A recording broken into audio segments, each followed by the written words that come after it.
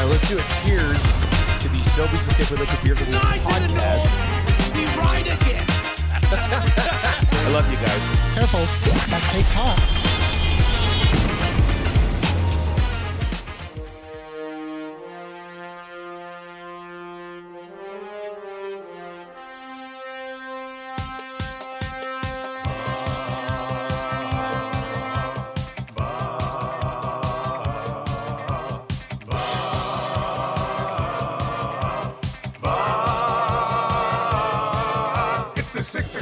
Check-in, come on, let's go. It's the AM Nasty Big Hello.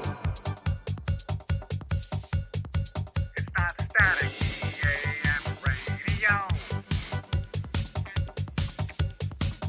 It's the Play Alberta Nielson Show. Let's go.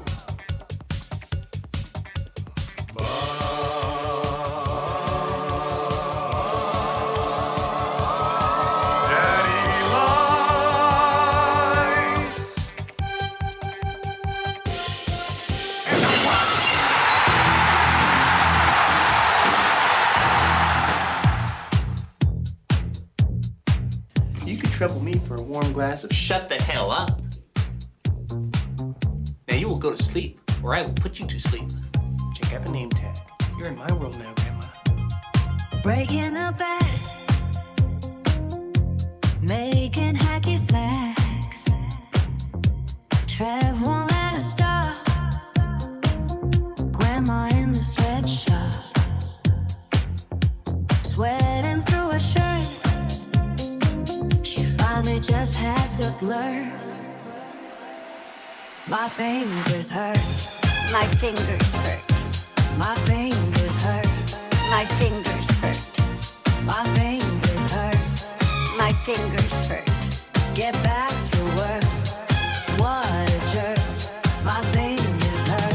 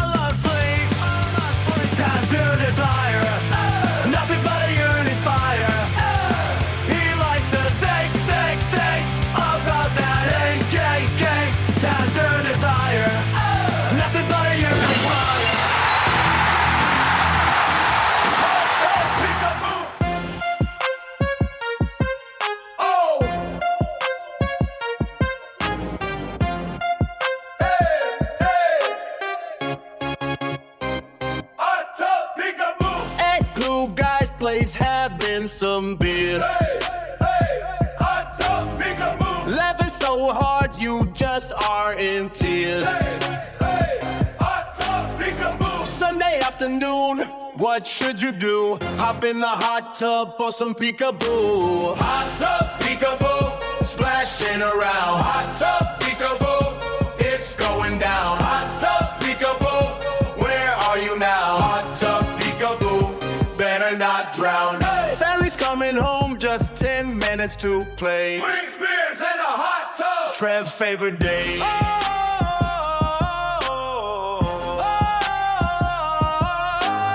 Hot tub, peekaboo. Splashing around. Hot tub, peekaboo. It's going down. Hot tub, peekaboo. Where are you now? Hot tub, peekaboo.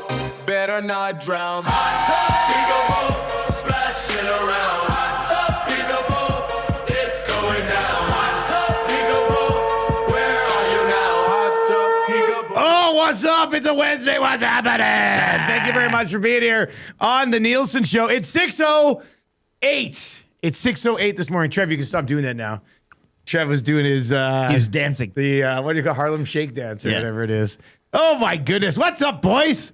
What a nice little Wednesday show. We got some walking around time on the show today. Do we ever? Rashog bailed last night. He's going to Canmore with his lovely wife. And Macramalla had something come up at work today. Yeah. And he's not going to be able to make it either. Maybe this is finally the day we keep Noodles on for the full hour. I was going to say, should we chat with Jamie McClennon for a little bit today? We'll dive into that as we work our way through the show. And it's not a game day. No. Well, there's not an action until tomorrow. So I'm kind of excited about today's show. Which gives us more time to talk about that game.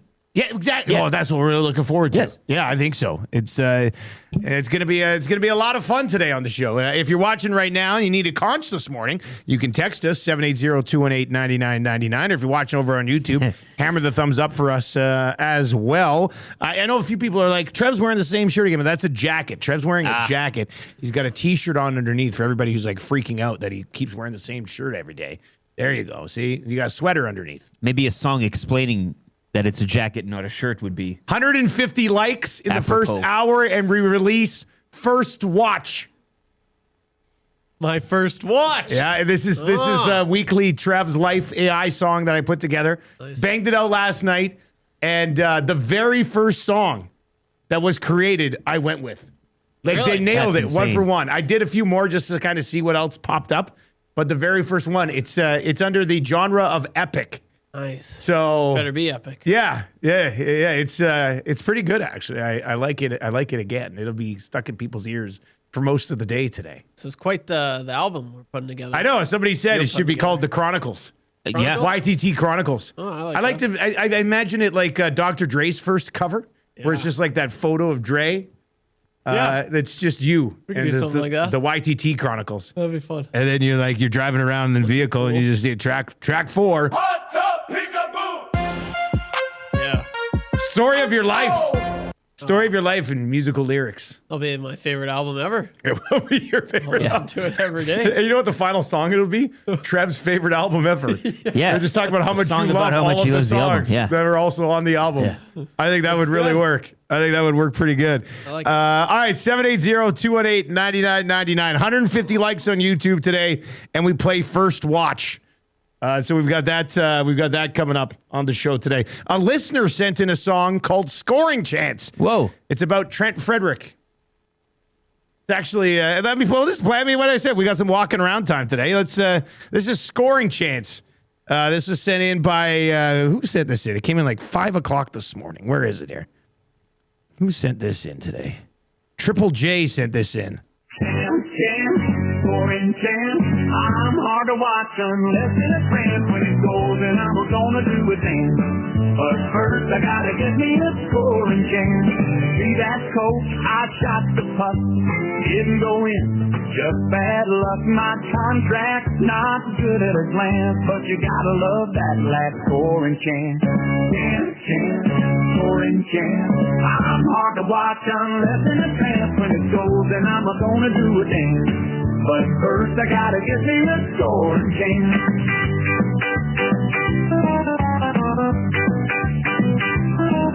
That's the Trent Frederick Scoring Chance song. So it sounds like it was recorded off an AM radio in the 70s. I was going to say, and it's sent to us, yeah. AM on the FM. Yeah, this that's morning kind of with what it the- sounded like, eh? Anyway, I was going to ask for a cleaner version, but I think it sounds better just like that. Gotta It's get gotta me be like a that. scoring Yeah. chance. Yeah, that was kind of funny.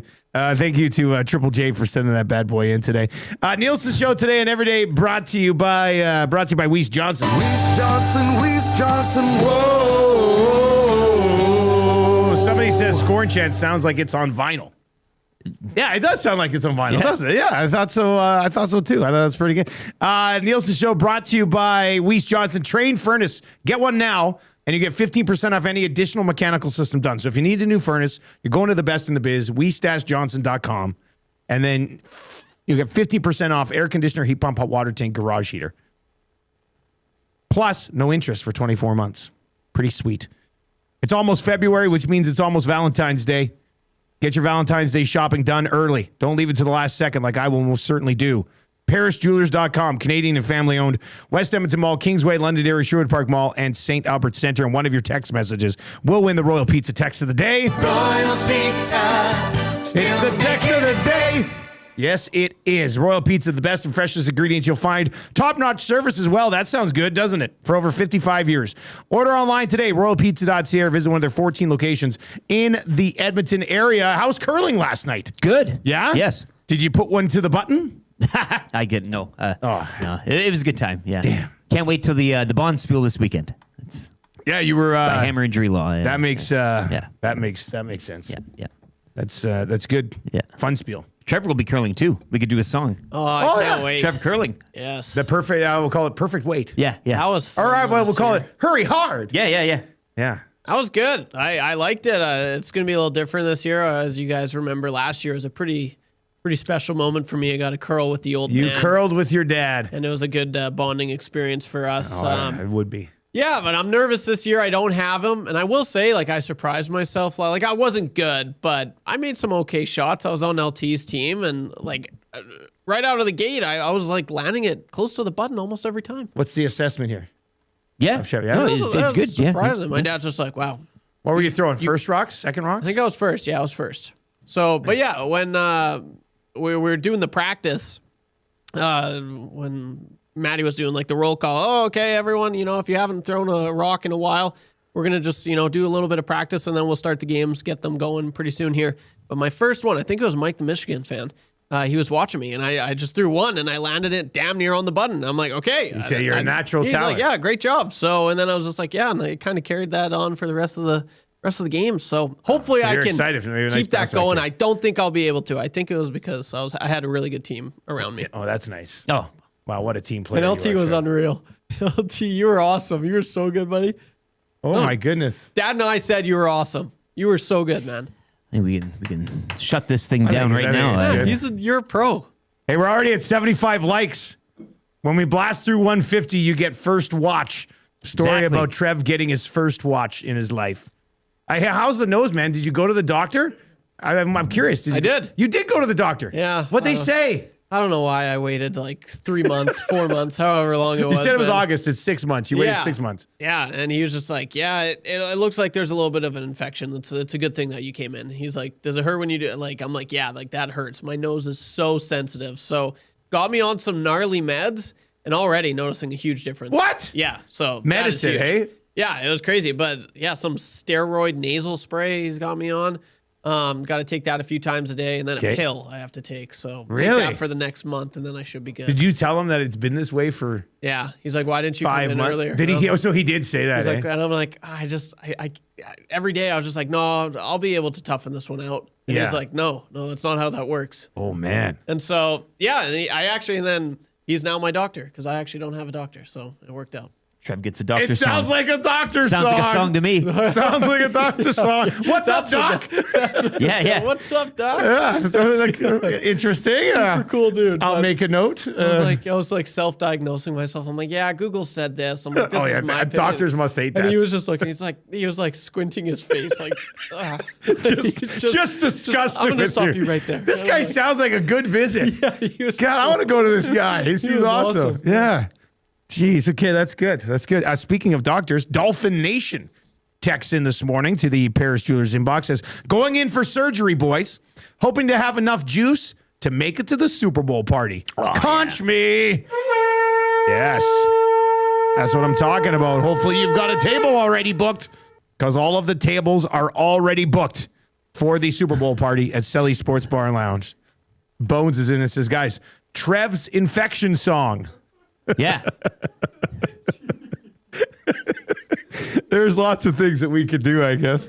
All right, let's lay the show out for you. Like I said, I did text Naylor. I said if we get Naylor on today, we might sneak a Naylor, and he hasn't got back to me yet. But Macramalla had something come up at work, and Rashog, it's good for Rashog to get a little bit of downtime. He's heading off to the mountains for a couple of days. Yeah. And then he'll be back probably for when the Edmonton Oilers, I would think, are Taking in a action. vacation before a vacation is quite the. Oh, yeah, because he's heading off to the Olympics, so he's getting away with his lovely wife. That makes sense. Makes sense. All right, we'll get to your morning announcements coming up here at 6:30 today. Look, I was spicy boy today. We're going to do it. We're going to look at Jari's numbers in Pittsburgh and Edmonton compared to Skinner's numbers in Pittsburgh and Edmonton. And is this just an Edmonton thing? In which goaltenders have worse numbers when they come here. We'll dive into that a little bit coming up at 6:30 this morning. Also, we'll dive into Roslovic. I retweeted something yesterday. Somebody said that Stoff on Oilers Now, that's his show in the evenings on 880. Stoff said that he could see the Oilers signing Roslovic to a 4-year deal. And Trev, you probably like it, but I hate it. So we're going to get into that a little bit as we work our way through the 6 o'clock hour as well. That's a good for the Italian Center. Oh, this is a fun one. In March, I will be doing something that I've never done in my entire life. What are your guesses? 780-218-9999. 780-218-9999. So Trev's got a guess. Does it involve eating something? Like you haven't ate this thing. I'm not giving out clues. We're just doing guesses. Oh, okay. So is that your guess? No, I'm going to say it's like physical. I'm going to say rock climbing because of the whole Alex Honnold thing. Yeah, that's definitely what I'm going to do, Trev. I'm going to start climbing rocks. I don't know. By the way, that guy could climb our building in less than 2 minutes. No, he can't. We went out yesterday. We did a video on it. We debunked it. I did. I rebunked it. He can climb our building in less than 2 minutes, easy. First glance. I was watching back at it. You're like, he climbs here, he jumps from here to here. It's like a 20-foot jump. It's not a 20-foot jump. It's like a 3-foot jump. No, not a chance. God. Anyway, that's good for the Italian Center. Something is happening in March that I've never done in my entire life. Your guess is 780-218-9999. Rubella 2.0 says Dusty is going to join a full contact knitting league. No, I'm not, but that does sound entertaining. Jamie McClennan's our GS Construction Hockey Insider today. He'll join us in the second hour of the show, which is presented by Game Sense. We'll have your Play Alberta Early Bird Bed. Can I get a conch for the association boys? Am I right? Holy smokes.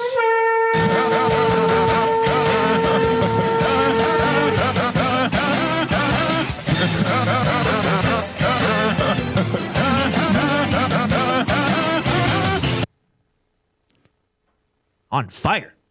Hey. Back-to-back.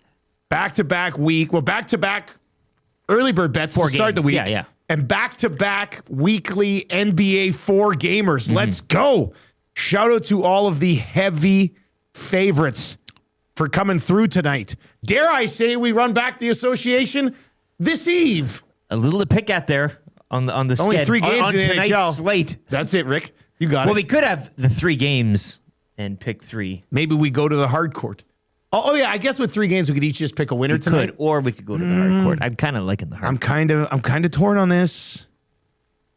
Geek is suggesting I body groom for the first time ever. Oh. Does that mean shaving stuff? Or waxing. Oh yeah, that's not happening. Not waxing anything. Adam in Quebec City says in March, Dusty's going to bet on a college basketball game for the first time. Who is he, Jay Milne? See that? You think our 4-game NBA parlay? He was on college basketball? Oh, yeah. What a sick puppy. Free advice for Damon Bunting coming up around 7:30 today. What do you need help with? We'll dish that out for you. Kind of easy trivia. 3 questions too many. Lieutenant Eric's weekly rankings of power, the snow report from Marmot Basin, and the wrap for William Huff. So we've got a ton coming down the pipe today. If you're watching over on YouTube, we are 2 away from changing 100. And when we get to 150 this morning, we debut First Watch. Let's dive into some morning announcements for you today. And of course, the 6 o'clock hour brought to you by UL. UL, your partner in power.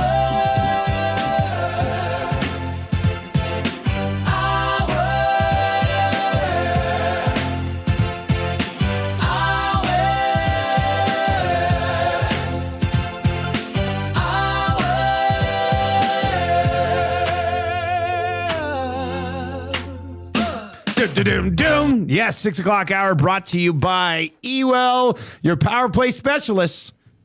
They've got the gear you need for your next electrical project at 3 Edmonton area locations. You can order online anytime at ewell.ca. Ewell, your Edmonton-based partner in power and source for all things electrical. Rick in the donut says, Dusty, you're going in for a vasectomy. Never. Whoa.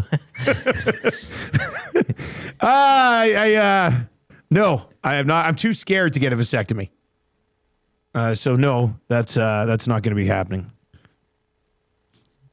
Dusty's going to be getting a chin strap Charlie tattoo this month. Imagine it, I'm like, I'll never get a tattoo, and then I get a tattoo of chin strap Charlie. Chin strap. Chin strap. Chin strap. Awareness month is upon us. Charge. Charlie the Penguin. Chin strap Penguin. Charlie the Penguin. Chin strap Penguin. FM radio doesn't know what they're in for. Chin strap awareness month March is a begins long March month. 1st. Yeah, it's just over a month away. As we try to bring back end the stigma around the chin strap. So we'll get into that. Dusty is going to travel back in time and punch Pius and save on foods in the face. No bones. That's not it either. Travel, That's, the whole bit. Yeah, that's not it either. Okay, a couple of things to get to on the football scene. Also, yesterday, I guess they were talking about the sexiest man alive was announced again. So the EST or the Reed Wilkins Show guys dropped a EST sexy man sort of bracket yesterday on their show in 4 different categories. Joaquin Gage emerged from the Silver Foxes. the region. Tommy Gazzola, obviously. And then YouTube Trev advancing as well, which I'm sure I'll write an AI song about someday. I think so. And then who got the wild card? Some of you probably were listening or watching the Reed Wilkins Show yesterday afternoon. They said whoever had the highest second place vote would also advance. So we know Trev advanced, we know Tommy advanced, and we know Gager advanced. Who was the fourth one? I'm curious. Trev, what's it mean to you to move on to the final 4 of the sexiest man at EST bracket? I don't know. I don't think I'm sexy. So Yeah, me neither. I think I'm goofy. I think I'm cute. Part of that is being sexy, though, I think. Nobody knows what sexy is. There's like a swagger. Like Gage, like he walks in, he's got that. Yeah, strut. Gager's got a bravado He's to him, sexy. doesn't he? Yeah. You know, Tommy's sexy. You guys are sexy. I don't know. Can you say like Thanks, for us Trev. young kids? You say Yeah, no, I us feel like young that studs, generation young bucks? has lost their sexiness. Yeah, like we're not. I have not reached sexy. Not yet. Not yet. Like I feel like I need to be in my 30s to get that. yeah. You know, to be. You got considered 3 years sexy. to really crank up the sexiness. Yeah. Yeah, that's good So then. that's whatever. All right. But it does mean That a lot sounds to awesome. the people who voted. Thank you. Jason says, in March, Dusty plans on getting 8 hours of sleep. Yeah, not going to happen. I mean, that's just, I don't get 8 hours of sleep in my life. Like, that just doesn't happen. Sometimes combined between nap and bedtime sleeps. But no, that's not it. Somebody said you'll actually eat the sunflower seeds. It's a hell of a pull. No. That'll never happen. Those are too gross of texture Just in your ruling mouth. them out. All right, what do you think of the Bills head coaching hire? I didn't think too much of it. Kind of a lazy hire, you think? Or Well, yeah. I mean, if you're looking at running into a playoff wall and then you make a promotion from inside those walls, I don't really. Now, again, who else you're going to ask? Well, who else do you want? I don't know. Brian Dable, I guess. They interviewed everybody. In the end, they felt Brady was the guy. yeah, 5 years. Here we go. More screens. that's what it's going to be. Ooh. I mean, it doesn't really matter unless they fill out the roster for have Josh Allen some weapons to play with. I'm wondering, like everybody that's the else, issue. everybody. Well, that's true. If anybody the issue. knows that, it should be him, right? As the guy who's been the OC, you should probably be looking at going, okay, well, I'll tell you what I need first. But if I he's- need if to he's- go, if- you need to go get me AJ if Brown he's a or something bean like boy, that. like he's not gonna like. It's all fine because he's being made. Like they all made a safe hire in him. Like he's Yeah. fine with it. Yeah. So it'll just be business as usual. The Edmonton Elks sign Keyshawn Johnson. What? Not that Keyshawn Johnson. Another Keyshawn Johnson. Keyshawn Johnson. Yeah. Everybody's naming their kids of this generation after Keyshawn Johnson, and now it's just a bunch of the but Keyshawn spelled Johnson. differently. Yeah, so somebody should just name it spelled exactly the same to avoid the. Keyshawn Johnson, who is probably going to be the #1 free agent on the CFL wide receiver market, and would certainly be an excellent get for the Elks if they were to get their hands on him. He's spelled Keesean.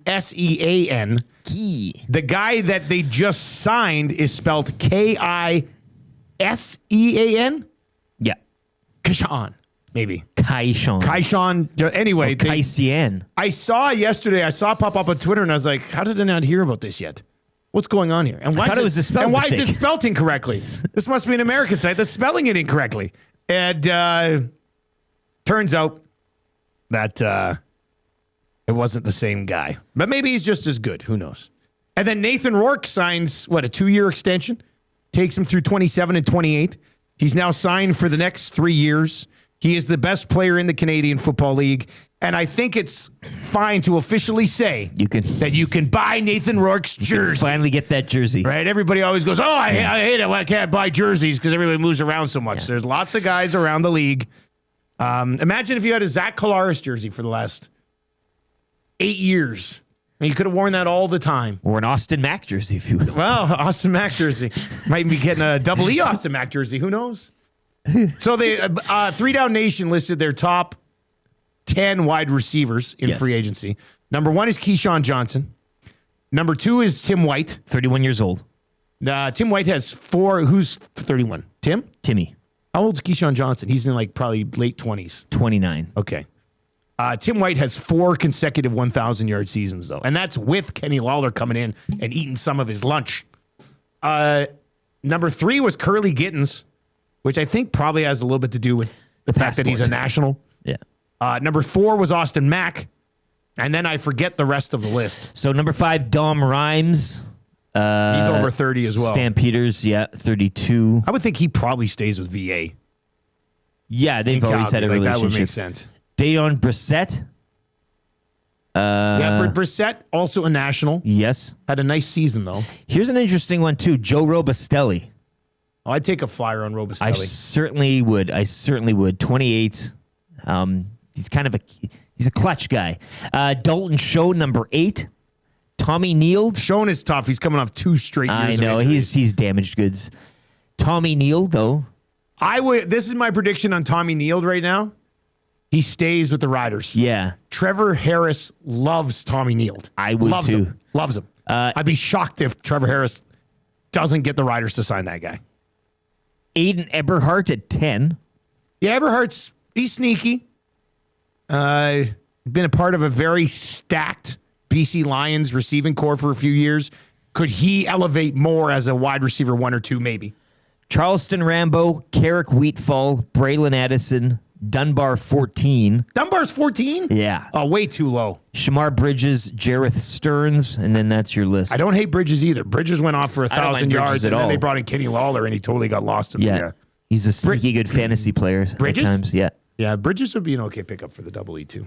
All right, there you go. There's a little taste of CFL wide receiver free agency. Where's our tampering window at? Oh, it's in my office. Time to get that thing out of here. Yeah. All right. Let's keep those guesses coming in. I'm doing something in March I've never done before in my entire life. What say you? 780-218-9999. Up next, we're going to dive into Stuart Skinner versus Tristan Jarry. The eye test tells us that Tristan Jarry is a better goaltender. But do the numbers back it up? And would you sign Roslovic for 4 years? He only has 2 points the entire month, so it sounds like a very Oilers thing to do right now. He's a second half of the season player. That's Lock him up at 4 says. years when he's at his ultimate down point right now. We'll get into, he's a second half of the year player unless he gets healthy scratched in the playoffs like he did last year. He's not. Well, he's streaky. Yeah. We know that. I don't hate the idea of Roslovic being around, but we'll get into that coming up. You're going to call your first NHL game. That almost happened. We are 24 likes away from changing 150.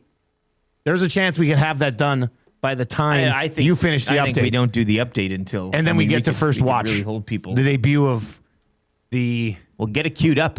Trev song about his first watch. After the update. You think so? You think we're coming right back to first watch after the update? I would assume so. That sucks for everybody listening on Cruise that might miss the first part of it. We'll see. If you're listening on 95.7 Cruise FM, we've got a couple minutes of commercials, traffic with Pauline Higgins. Then you're back with us. If you're listening on TuneIn or iHeart or on YouTube, We're going to give you a sports update right now, and it's brought to you by Paramount Flooring. In January, and January's almost up, Paramount Flooring wants to give you more with free premium underlay included with any in-stock carpet purchase. Are you ready to treat your feet? Visit us in-store or online at ParamountFlooring.ca. Here is the update.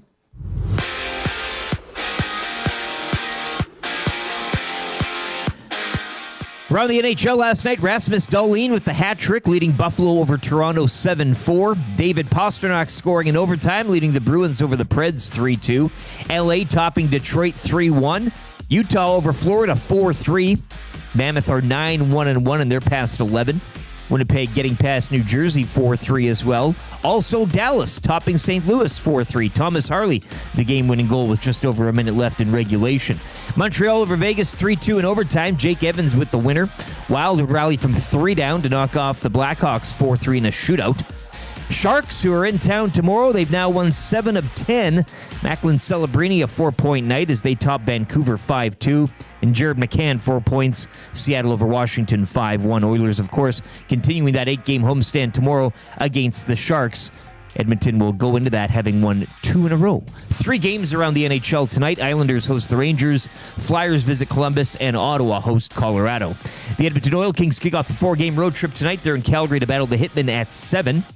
Over to the NBA, SGA had 29, leading the Thunder over the Pelicans 104-95. Knicks would outscore Sacramento 31-15 in the fourth to pull away with a 103-87 victory. Phoenix holding on to defeat Brooklyn 106-102. And make it 25 straight games where Kawhi Leonard has recorded at least 20 points. He had 21 in a 111-99 Clippers win over the Jazz. Raptors host the Knicks tonight in one of 9 games. Elsewhere, the Cavs welcome in the Lakers. And a Battle of Texas will see the Spurs visit Houston. Over to the Scotties Tournament of Hearts, round-robin action from last night. It was a Battle of Alberta. Selena Sturmay's ring taking over Kayla Skurlik 9-5. Sturmay now sitting at 4-1. Skurlik dropping to 3-2. Both the Alberta rinks on the Pebble at noon today. Skurlik faces Manitoba, while Sturmay is up against Newfoundland and Labrador. Sports update brought to you by Paramount Flooring. This January, Paramount Flooring wants to give you more with free premium underlay included with any in-stock carpet purchase. Are you ready to treat your feet? Visit us in-store or online at ParamountFlooring.ca.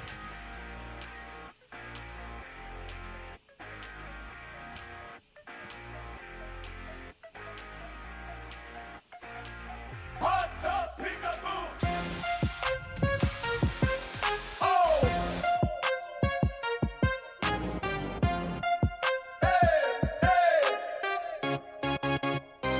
Hot tub peekaboo. At Glue Guy's place having some beers.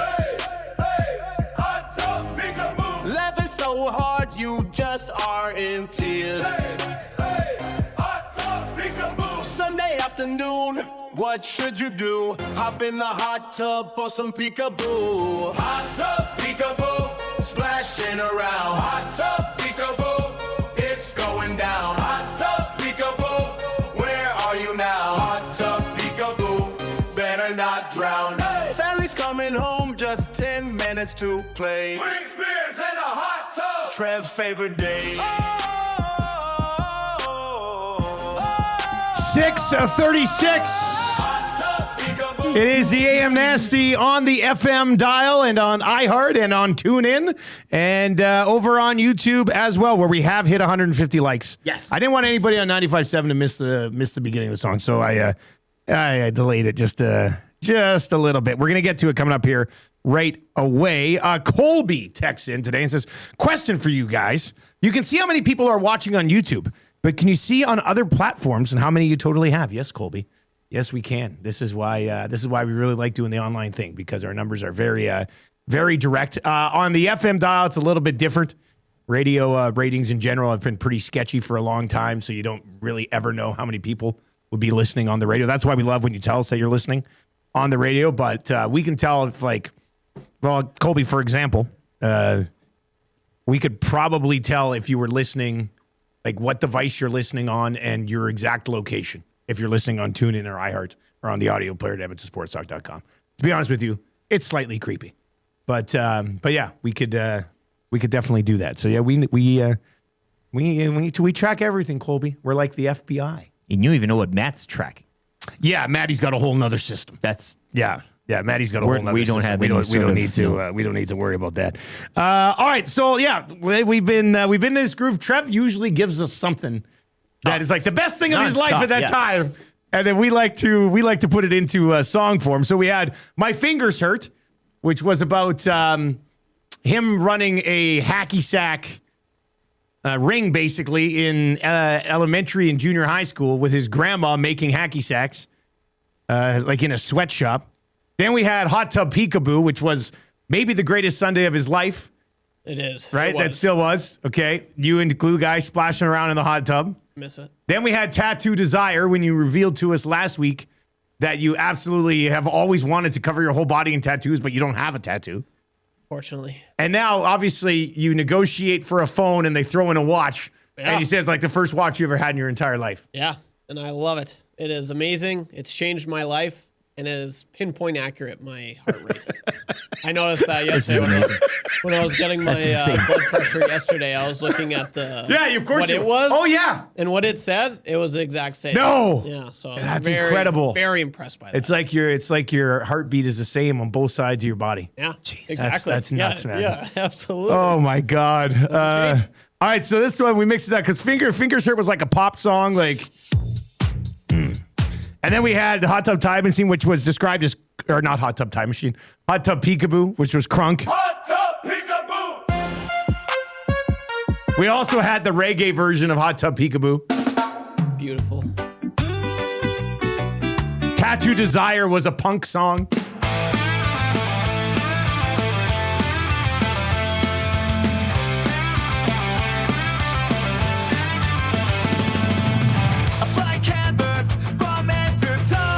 Elizabeth loves this song, by the way.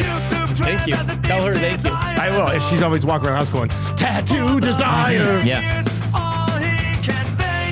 Thank you, everyone. It's time to cover his body in colorful ink. Tattoo Desire. Nothing but a yearning fire. He likes to think about that ink.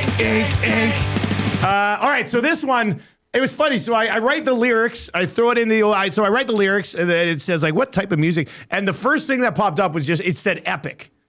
So I was like, that sounds good. Mm-hmm. So I just clicked on it, generated, and the first one that spit out, I actually kind of really liked. So here's the debut of First Watch.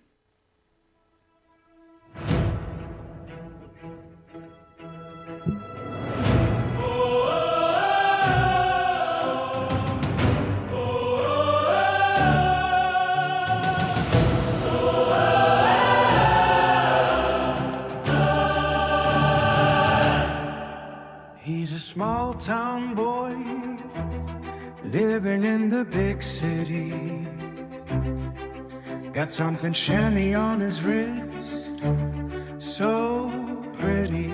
That's good. Negotiations for a phone he did not budge. Got the new Google Pixel and they threw it away. First watch, got the time on his wrist. First watch, now here's the twist. First watch, you know what's really neat. First watch, it tracks his heartbeat.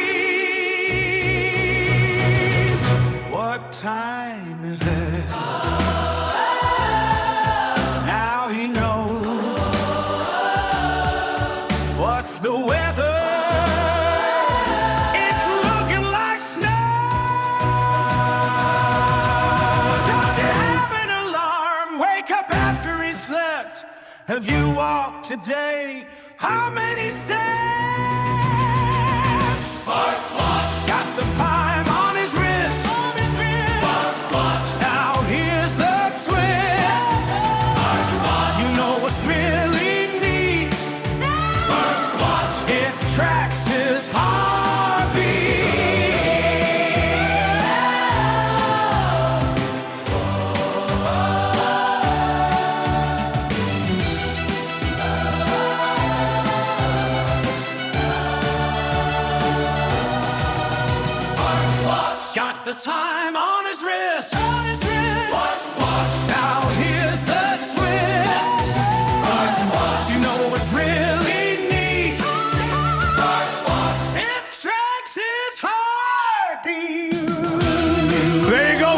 watch. Is that epic or Play it not? again. Play it again. Oh my Play it God. again. Oh my God. Wow. First take. First take. It gave me that song. Come on. AI rate does it spiked. again. My heart rate spiked. I can't stop smiling. I mean, what was your heart rate during that song, Trev? It's at 91 right now. Wow, which is up there. What's it usually at? Like 68, 69. Wow. Okay, so So maybe it's up there. 67. Who knows? 67. Wow. I can't stop smiling. Pistol Peterson says, that's a banger. I have goose pimples. Yeah. They're goose bumps, right? Does anybody call them goose pimples? Yeah. Do you call them goose pimples? No. I've never heard goose pimples. I've always said, oh, look at the goose bumps. Oh, that's great. Darren is in. It says, morning, guys. Darren here. One word, epic. That was epic. Yes. I feel like I can climb anything. Yeah. Oh, jeez. Hit the best 10 minutes of the show today, I think. Love it. Steve on 95.7. Good. Thank you very much for being here.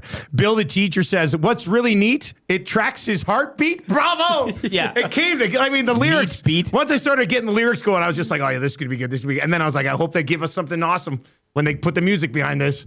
And they did. The epic. AI keeps getting better and better with the song creations. Like, Quite the album we're putting together here. it is, isn't it? All genres. Well, and the curling song next. Has that ever been done before? I think Like I an don't know. all He is our genre curler album. here. Yeah. Nobody's ever done it. I don't think so.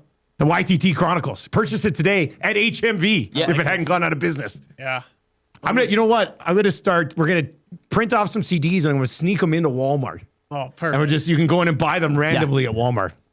Yeah, that's great. Jake Potato says this needs to be the official song of the 2026 FIFA World Cup. Yeah, well, you play soccer it does too. sound like you it are too. a soccer guy. You're a curling guy and a soccer guy. You I do think. play soccer. I think both of those. Can you imagine flipping on the first game of the World Cup and you hear this? Like, this sounds like World Cup. Yeah, it's inspiring. Yeah. Welcome to the 2026 FIFA World Cup. Goose pimples. Goose pimples. Got 'em.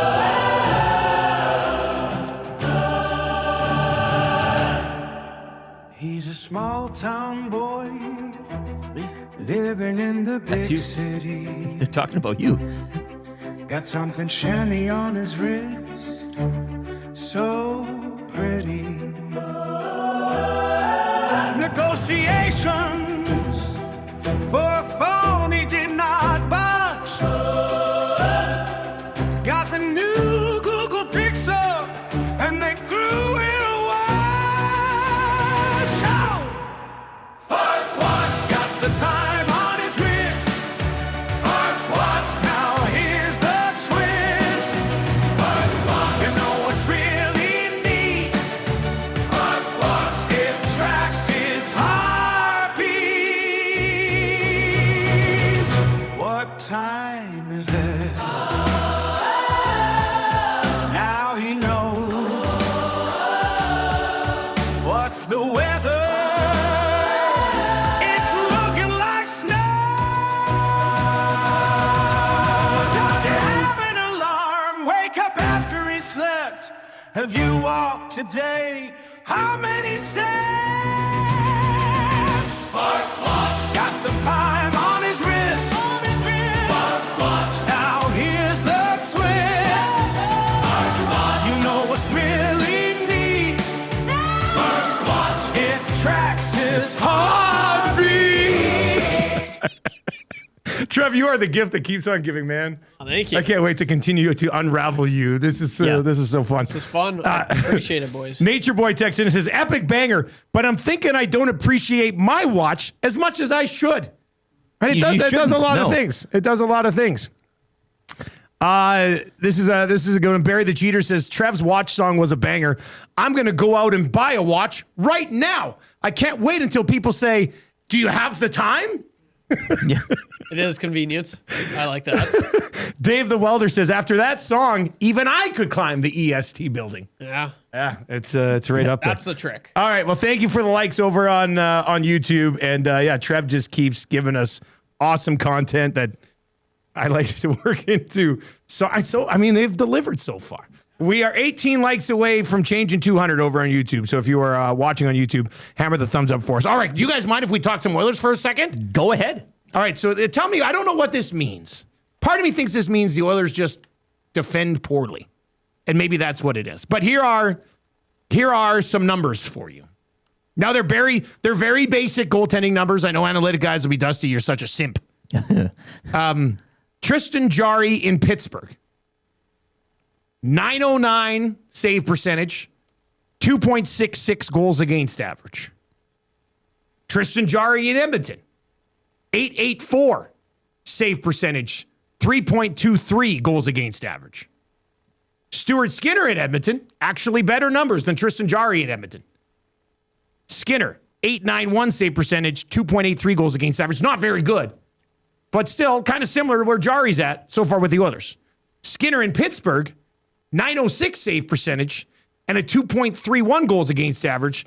And those numbers have actually been significantly better for his last 8 starts. So is this, like, Jarry to me looks like a better goaltender than Stuart Skinner on the eye test. The numbers say that his numbers are actually worse than Stuart Skinner's were when he is here.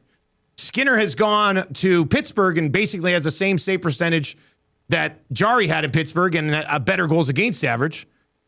So, I mean, I look at it, I just go, goaltenders don't play well behind the Oilers unless you're Connor Ingram. And Connor Ingram's got a 909 save percentage and a 2.40 goals against average with the Edmonton Oilers. What does this all mean? What is this? 780-218-9999, 780-218-9999, or over on the nasty chat as well. Trev, what does this mean? We're going to get into it with Noodles. It worked out well. We got a goalie on today just after 7 o'clock. But what does this mean? Yeah, well, I'm fascinated by the numbers. I was very curious about this. That's why I threw it into hired or fired it yesterday on 2 guys and a goalie. Look, does Stuart Skinner have the better numbers? He might. He does, in fact, and that's good for Skinner. But I mean, there's going to be times where Stuart Skinner is going to have better numbers than Andrei Vasilevsky and Igor Shesterkin and Sorokin and all the best goalies in the world. And does that mean he's better than them? No. Is he playing better at that time? Maybe. I'm sorry. Like, the numbers are one thing, but what I see from, firsthand, just watching the Oilers games, and there's no stat there might be a stat to, show this, but there's been times where the team is coming down. And I just feel so much more comfortable with Tristan Jarry's performance. Which I think a lot of people would agree with. They probably have the same sentiment as you. Yeah, and I'm just like, oh gosh. Like the first few games, I'm like, oh, here we go again. 2-on-1. Tristan Jarry makes the save. I'm sorry, but I saw it firsthand for the last 3 years. That was going in most times against Stuart Skinner. I'm sorry. That's just how I feel, in my opinion. That's just how I always felt. That hasn't been the case for Tristan Jarry. Like, I think he's making way bigger saves. Way more timely saves than Stuart Skinner. Even though the numbers don't back it up, I think he's more clutch, and I think he's making those big saves. So, yeah, there's no numbers really to back that up as far as save percentage and goals against average go. But you got to look at what we're at. Like, it's only, a few games played. Like, both goalies combined have played for, just over 20 games. So that's not a big sample size. And then lastly, what was I going to say? Oh. Was it something about Connor Ingram? Oh, no, darn it. Oh, Jarry? Dang it. Was it something so hilarious that I could write a story about? No. Oh, what was I going to say? Sorry, I'll come back to me. But, yeah. I mean, I'll say the first 90% of that was good stuff, Trev. Oh, that was good stuff. Dang I think a song about discussing Oilers goaltending might be on the I'll make a note. Quick jot note there. Who's better? When you watch Jarry play, would you not watch and think, oh yeah, he looks like a better goalie than Stuart Skinner? Like I do. I do. I watch, but I see the numbers. I'm like, well, how come his numbers are worse than Stuart Skinner? Oh, Trev, you remember? I got it. Yeah. Sorry. And as we've seen, like I said, in the last few years, Stuart Skinner, what was one thing we always talked about the most was how consistent he was. His inconsistency. It was so consistent. Like he would put together, 6 to 10 games. I'm not saying 7, you son of a gun. No. But you're a coward, Trev. You're a 6'7" coward. He would put games together where you're like, wow, he's playing unreal. Look at the numbers. And then how does he follow that up? That was always the problem with Stuart Skinner. Was just, okay, yeah, this is great, but what's he going to do in the next few games? And that was always kind of that was why there was a debate, because the people that were pro Skinner and the people that hated Skinner were like, oh, well, look at his last 6. Okay, well, it doesn't matter because watch, he's going to follow it up with 5 games. He's just going to be miserable, right? So who's to say that's not happening right now? He's just on a hot stretch, so I'll leave it at that. All right, 780-218-9999, 780-218-9999. Tube Sock says, with Tristan Jarry in situations, I am now expecting a save, as opposed to with Skinner, I was surprised and or relieved if there was a save. I would agree. I think Jarry is playing better than Skinner played, yet his numbers are worse. So does that mean the Oilers are defending more poorly than they were before?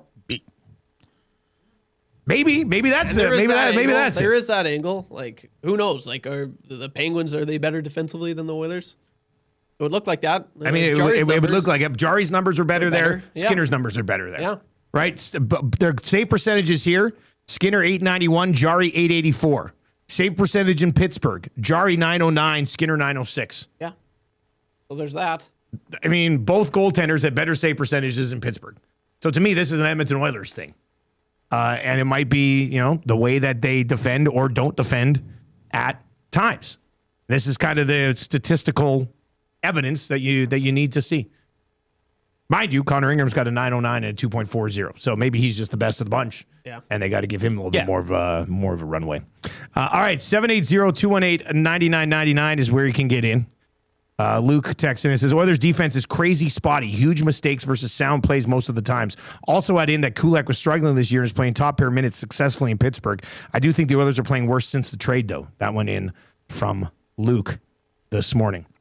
First time Lincoln has ever texted in. Got to be listening on 95.7, I think. Anyway, he says, the issue with Jarry and Skinner comparison isn't just stats. It's acquisition cost. End of the day, lateral move between Jarry and Skinner of goalies, but you gave up Kulak in a second to get him. Skinner was going to move on regardless, but we didn't have to lose the trade to send him out of town. Love the show. Especially if you could have just called up Ingram and ran Ingram and Skinner. And then maybe Ingram becomes a guy. Ingram might still become the guy. So I think I agree with everybody saying that it seems like so far when you really need a big save in moments, Jarry is able to give you that more than Stuart Skinner. And we'll talk with Noodles about how much value that brings to the table. All right, I did say earlier in the show, coming up in March, I was going to do something for the very first time in my life. And there were a lot of guesses. There were a lot of guesses coming in today. Lots of fun guesses. 780-218-9999. 780-218-9999. Getting a vasectomy. That wasn't it. I think Trev guessed rock climbing. That wasn't it. An intimate dinner with Atif. That wasn't it. 8 hours of sleep in a row. That wasn't it. Travel back in time. That wasn't it, but I'd totally be down for that. I'd totally be down for that. I would be in. Getting a chin strap Charlie tattoo. That's not it either. Can I have one last guess? One last guess. Ice fishing. I love you so much, Trev. Well, you've never been fishing before. I haven't even fished regularly. I know. Why am I going to go ice fishing? Because maybe it was one of your buds asked you. And you were like, you know what? I've never done that before. That's why I would enjoy the sitting around on the ice if it wasn't too cold out. It's nice. You get a little hut, a little tent, have a little fire on the lake. Yeah. It's cool. Yeah. Yeah. No, here's what's happening. Actually. Here's what's happening. It's finally happening. March 5th, I'm calling the Sens Flames game down in Calgary for TSN. It's finally happening. There we go. It's finally happening. There we go. Almost had one a couple weeks ago. But then the Islanders play-by-play guy got his plane out of Toronto on time. But yesterday, TSN texted me, and they're like, also, we're wondering if you're interested in calling the Flames Sens game on March 5th. I was like, am I interested? I've been trying to do this for 25 years since I graduated broadcast school. I've called like 600 hockey games in my life. Am I interested? Of course I'm interested. So, yeah, I'm very excited about this. So, congrats to the folks at TSN for giving me a crack at this. And and you know who's going to be doing color for me? Our next guest, Jamie McClennon. Oh, no way. Yeah, so Noodles is going to be doing color for me. So it's going to, as far as hopping in the booth for the first time to have Noodles with me, that's pretty much the ideal setup. I've always wanted to call a hockey game with Noodles. So I'm actually even more excited about that. So boys, I love calling CFL games. And I will continue to call CFL games. But it's nothing compared to the NHL. Well, here's the thing. We'll find out. Pinnacle. But when I was like 16 years old, I was like, I'm going to call NHL games someday. And now I'm 40. I graduated college 21 years ago. And I have called AJHL games. I did a few WHL games. I've done AC hockey games. I did the Alberta Junior Hockey League for a long time. I've done the Spengler Cup. I've done the Holinka. Like, I've done a lot of different things. But finally so I'm so excited about this. Adam B, let's go, Dusty. Conch to you, buddy. Thank you, Trev. Oh boy, thank you very much. So yeah, I mean, unless the world ends before March 5th, I should be calling a game March 5th down in Calgary. So I'm pretty excited about it. So hopefully I don't blow it, and maybe I'll get some more in the future. So that'll be nice. But yeah, this was like, I love EST. I love hosting shows. I love doing CFL play-by-play. But 18-year-old Dusty's dream was to call an NHL game, like even just one. Let me call one because I can say I did it, and then we'll go from there. So, yeah, actually, somebody did guess it in the chat earlier. On the text line, but I ignored them. And you laughed. I did laugh. Yes, I tried to play it off. Did I do a good job at it, or could you tell? Could you tell? Oh, I thought I did a good job at it. No, you sold it. Yeah. Anyway, that's gonna be fun. All right, what a 6 o'clock hour. Hey, what a 6 o'clock hour. We got big news here, and then obviously another banger. First watch. We'll play it again around 7:30. If you're watching over on YouTube today, hammer the thumbs up for us, and we'll dive into that. Naylor is going to he's going to join us today. We're going to talk Bills and Brady. That's what we're going to get to with Naylor today. So we'll dive into that. He's going to join us around 7:45. It's nice to catch up with Naylor during the hockey season. The shows are always so busy, but it's nice to get that done. All right. Oh, by the way, that was that's good for the Italian Center. That was that's good. I mean, getting a chance to call a game here, that should be a lot of fun. All right, we got Jamie McClennon coming up next. We're gonna get his thoughts on this whole goalie thing. Like, do we buy into the numbers or do we buy into the eye test here?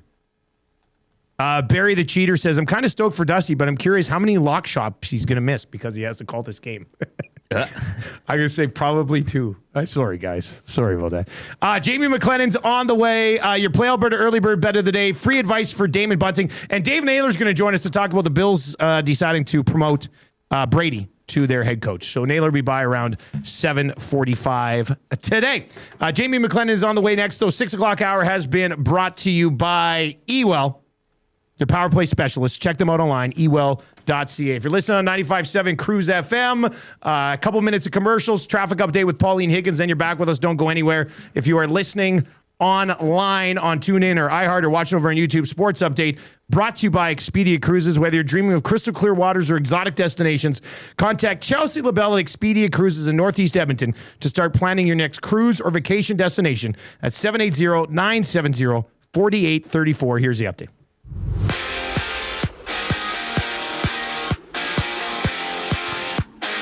Around the ice last night, Rasmus Dahlin had a hat trick, leading the Sabres over the lowly Leafs 7-4. David Pastrnak scoring in overtime, lifting Boston over Nashville 3-2. Kings topping Detroit 3-1. Utah now 9-1-1 in their past 11. They get past Florida 4-3. Jets defeating the Devils 4-3. Thomas Harley scoring the game-winning goal just over a minute left in regulation, lifting the Stars over the Blues 4-3. Jake Evans scoring in overtime, leading the Habs over the Golden Knights 3-2. Wild rally from 3 down to knock off Chicago 4-3 in a shootout.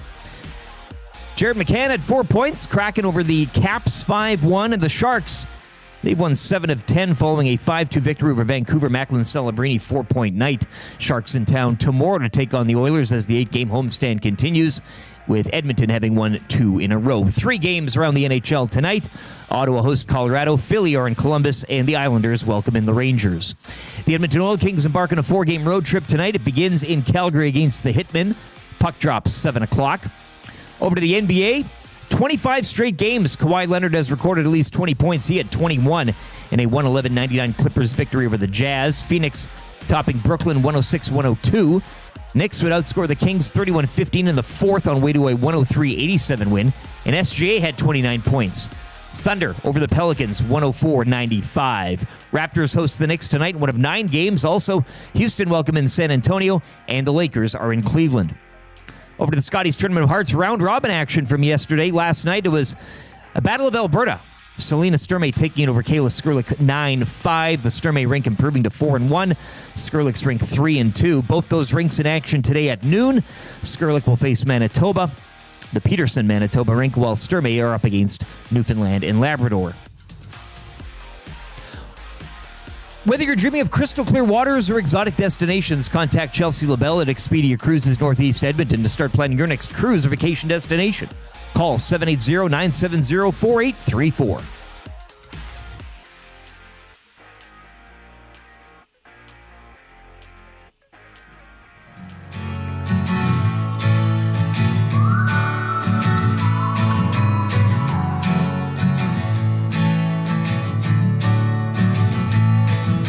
The Nasty Bash was awesome, so let's remember it with this song. The EST on Corey B, tattoos still looking strong. 6:30 wasn't working, so old Smash said so long. AM Nasty C and Frazier yelling, turn your headlights on. 1, here comes the 2 to the 3 to the 4. Tommy met a new girl heading out the door. No homology stripping, his shirt just hit the floor. Oh my, good lord. Someone poured me birdie booze on a shot ski. Now you know Reed Wilkins was a mystery. X-Ray J's pants got a little pissy. Everybody at the bash was a nasty. Everybody at the bash was a nasty. Everybody at the bash was a nasty. 6 o'clockers right and left. Let me pour it on your head. Moment we won't soon forget. Hey Norm, Fergie's backflips let us in. Made the last table again. Rode it out till 2 a.m. Oh Lord. 1, here comes the 2 to the 3 to the 4. Tommy met a new girl heading out the door. No homology stripping, his shirt just hit the floor. Oh my, good lord. Someone poured me birdie booze on a shot ski. Now you know Reed Wilkins was a mystery. X-Ray J's pants got a little pissy. Everybody at the bash was a nasty. Everybody at the bash was a nasty. Everybody at the bash was a nasty.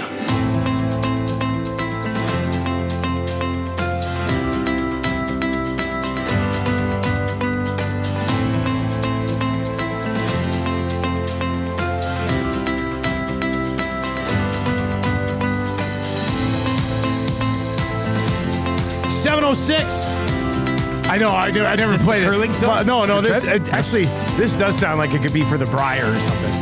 The Trev curling song. Yeah. No, that one. It was like a 10-second non-overlap. I had to fill it with something. So we are back. If you're listening on 95.7 Cruise FM, thank you very much. Tell your friends that the Nielson Show is available on 95.7 every single morning. You can text us anytime, 780-218-9999. We're coming at you from the Popeyes Louisiana Kitchen Studio. Oh, Noodles, I see he's somewhere today. We're coming at from the Popeyes Louisiana Kitchen Studio. 3-piece boated chicken, just $8 at all Popeyes locations. Hand battered, marinated for 12 hours. Absolutely delicious. You'll love it. That's just the truth. You're gonna absolutely love that. Nielson Show brought to you by Weiss Johnson. Let's lay out the second hour of the show for you here. Jamie's gonna join us right away. He'll be our GS Construction Hockey Insider. We'll try to run it back, make it 3 in a row with the Play Alberta Early Bird Bet of the Day. Free advice for Damon Bunting coming up as well. And then Dave Naylor is gonna hop on to talk about the Bills head coach. Maybe we'll get into this Belichick stuff as well. CFL, NFL. There's lots to get to today with him. So we'll dive into that a little bit as well. 7 o'clock hours brought to you by GameSense. When gambling, set a budget before you play. Stay informed and visit GameSenseAB.ca to learn how. Remember, if you gamble, use your game sense. Jamie McClennon is our GS Construction Hockey Insider today. For more than 5 decades, GS has been proud to serve their community and work alongside incredible people, helping Edmonton grow for over 50 years. Visit gsconstruction.ca for more details.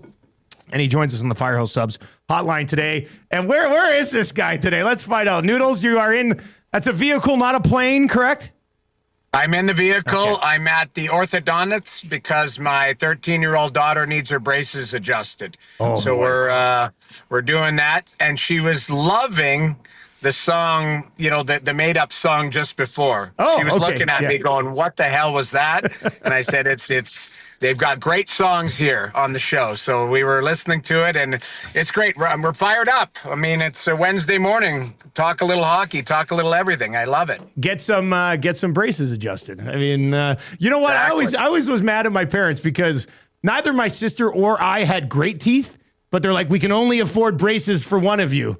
And they gave my sister braces. Like, my teeth ended up being okay. It worked out, but I was always like, why couldn't I get braces as a kid? But she's the one who got them. So I needed braces. I've got piano keys for teeth, and it's not good. But you know what? At the end of the day, as a goalie, you're thinking, maybe they'll get knocked out at some point. You get a slap shot in the face or something. But all I had was the Dumb and Dumber chipped teeth. That's all that happened to me throughout my career. I looked like Lloyd Christmas half the time with the half of a front tooth. That was it. Jamie McClennon with us on the show. We were just talking about noodles, but I have to know, I'm going to call that game with you on March 5th. Are you ready to carry me for my first NHL broadcast? What do you think? So I just heard that, honestly, 30 minutes ago. I just got a text saying, hey, you're working with Dusty. And I wasn't sure if you knew or we were allowed to bring it up on the show, but I am pretty fired up. I'm very unique to work with, so I don't know. I mean, you're going to have to carry me. We're going to have a lot of fun. I don't know. I think doing this for years will help. Yeah. It'll be fun. Half the time you're going to look over at me and I'm eating popcorn, so it'll be you'll see. It's funny that you bring up popcorn because doing a bunch of CFL games across, like Ottawa, for example. Ottawa has great popcorn in their press box at Red Blacks games. But I've realized that if I eat popcorn before a game, I always worry about maybe I choke on it or cough on it a little bit, and also sometimes it messes with my stomach. So I'm completely off of popcorn before games. I can't believe you do that. I'll eat popcorn, pretzels, you name it. I'm Kramer, Cosmo Kramer.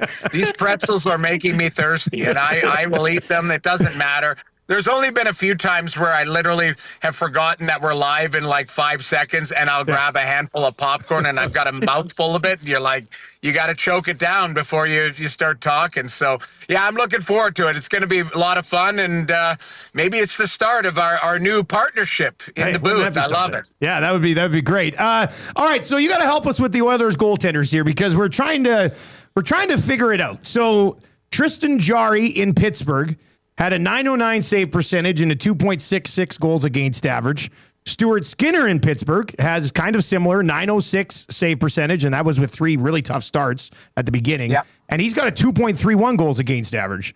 Tristan Jarry in Edmonton has an .884 save percentage and a 3.23 goals against average, which are both worse than Skinner at 2.83 and .891. So, but we're sitting here this morning talking about being like, it feels like you're more confident in Jarry giving you a big save when you want. The eye test to us tells us that he looks like a better goalie, yet the numbers aren't backing it up. Both of them have better numbers in Pittsburgh than they do in Edmonton.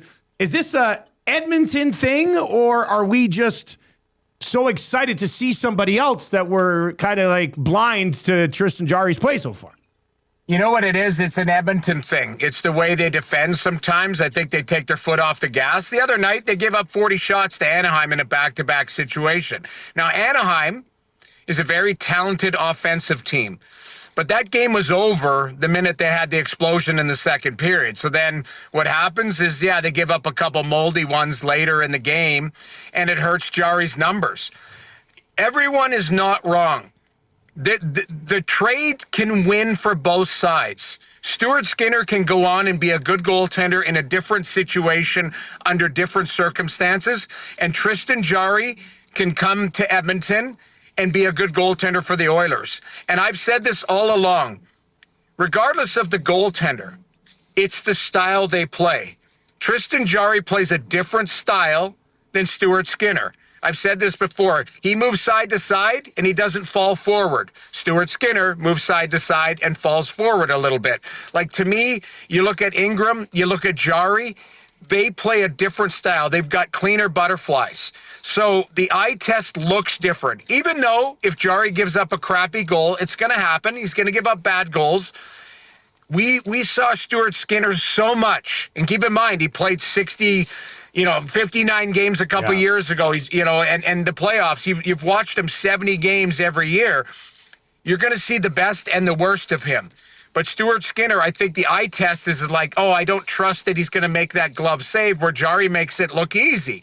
So it's their numbers will probably be the same, but it's just how you feel about the goaltender right now.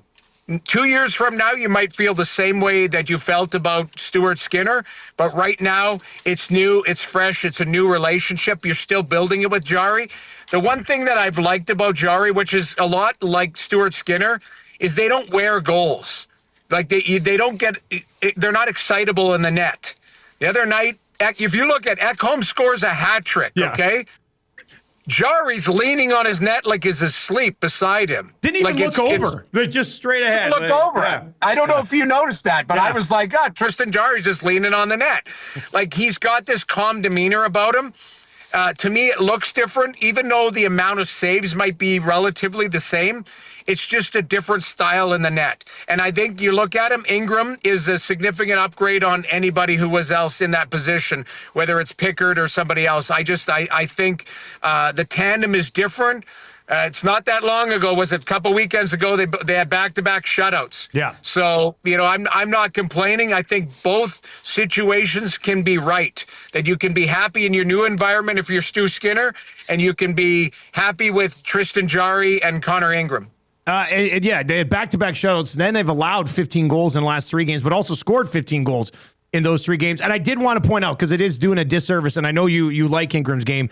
Ingram with Edmonton so far, .909 save percentage and a 2.40 goals against average, so significantly better than the other 2 guys. It has seemed so he got pulled a couple of games ago. They brought in Jari.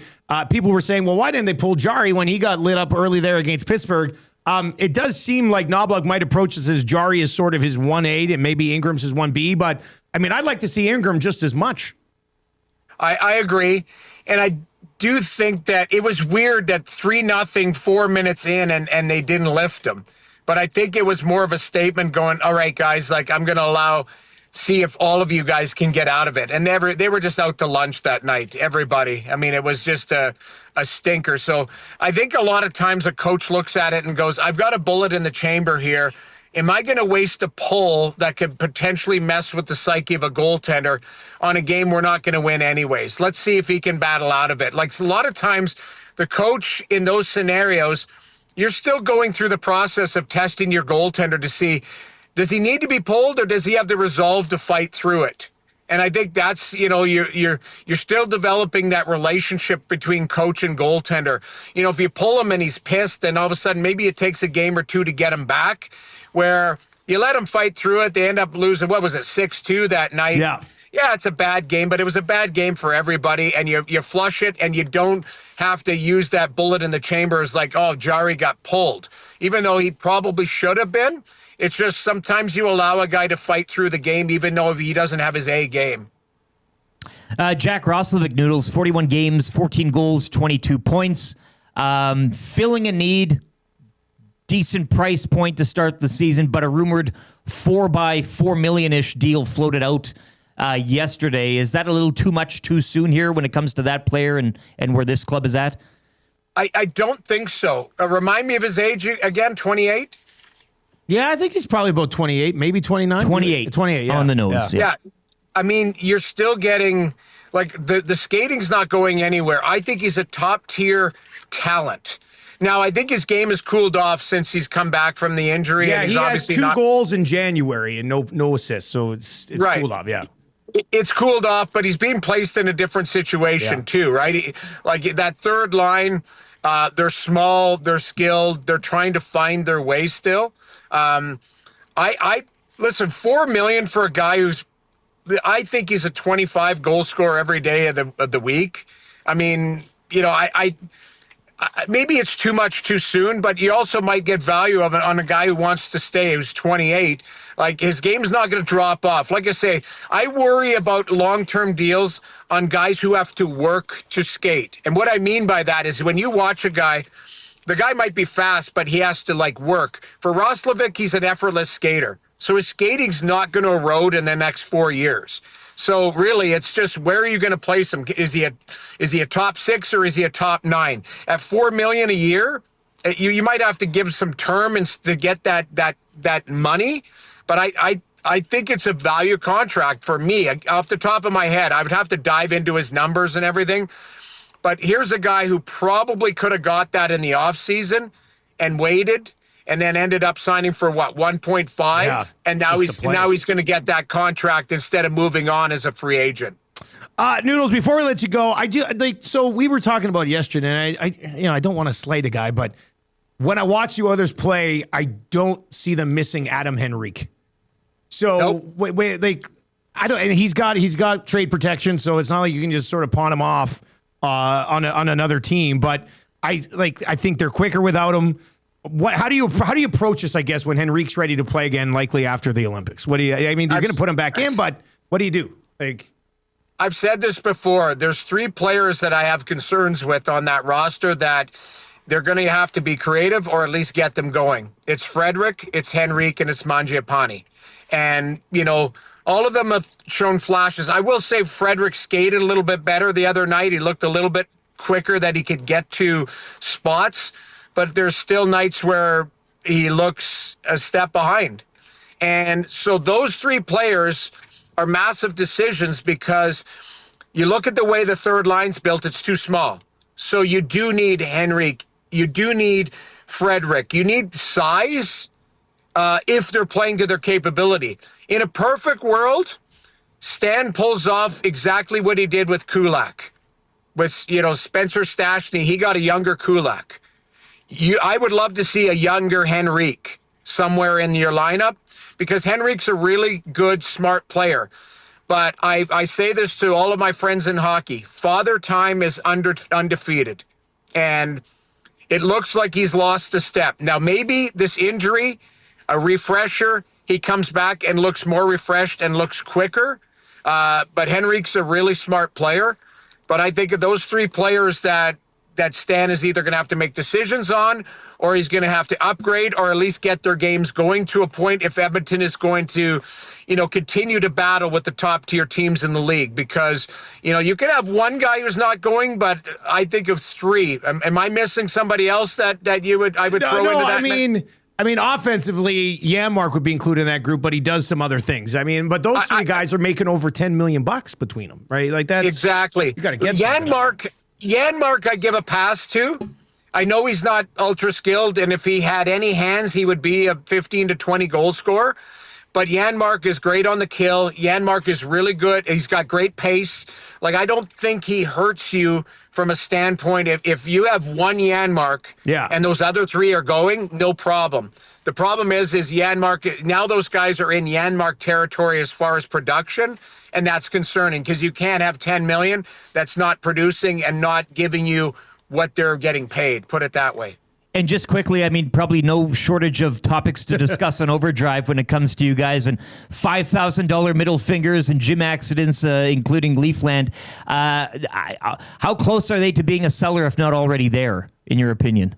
I'm concerned it's Black Armband Day today on the show. You go 0-5 on a homestand. You're now 8 points back of a playoff spot. And, Buffalo ran you out of your own building last night. There's going to be, if we were allowed to swear, there was going to be some language on the show today. So we'll see how it goes. Good stuff, Noodles. We'll let you get back to waiting for your daughter, and we'll chat with you again next week. Absolutely. Thanks for having me. There you go. That is Jamie McClennon. He's our GS Construction Hockey Insider today. Joined us on our Firehouse Subs hotline. And your color man. And my color analyst, March 5th in Calgary. Of all the guys I could pick to do color with the first time. I know. People are like, Dusty, does Glenn Suter know that Noodles is going to become your new best friend? Test the relationship. We'll have to. I'll tell you this. I'm not touching his popcorn. Yeah. I don't do popcorn before broadcasts. It's not a good idea. 15 Firehouse Sub locations across Edmonton and greater area. It's easy to grab a hot and hearty sub close to home. Firehouse Subs, hot, hearty, and made to satisfy. The Roslovic thing, to me, you just don't do it now. Let's see how it plays out. Let's see how he looks in the playoffs before you're going to give him 4 years. Is he? Let's say And the usage of Roslovic's interesting as well. Like if you're going to play him with Leon on the right side, $4 million a year could be a pretty good deal because it probably buried 20. But they've had him on this third line trying to be the driver of the third line, and he has 2 points the entire month.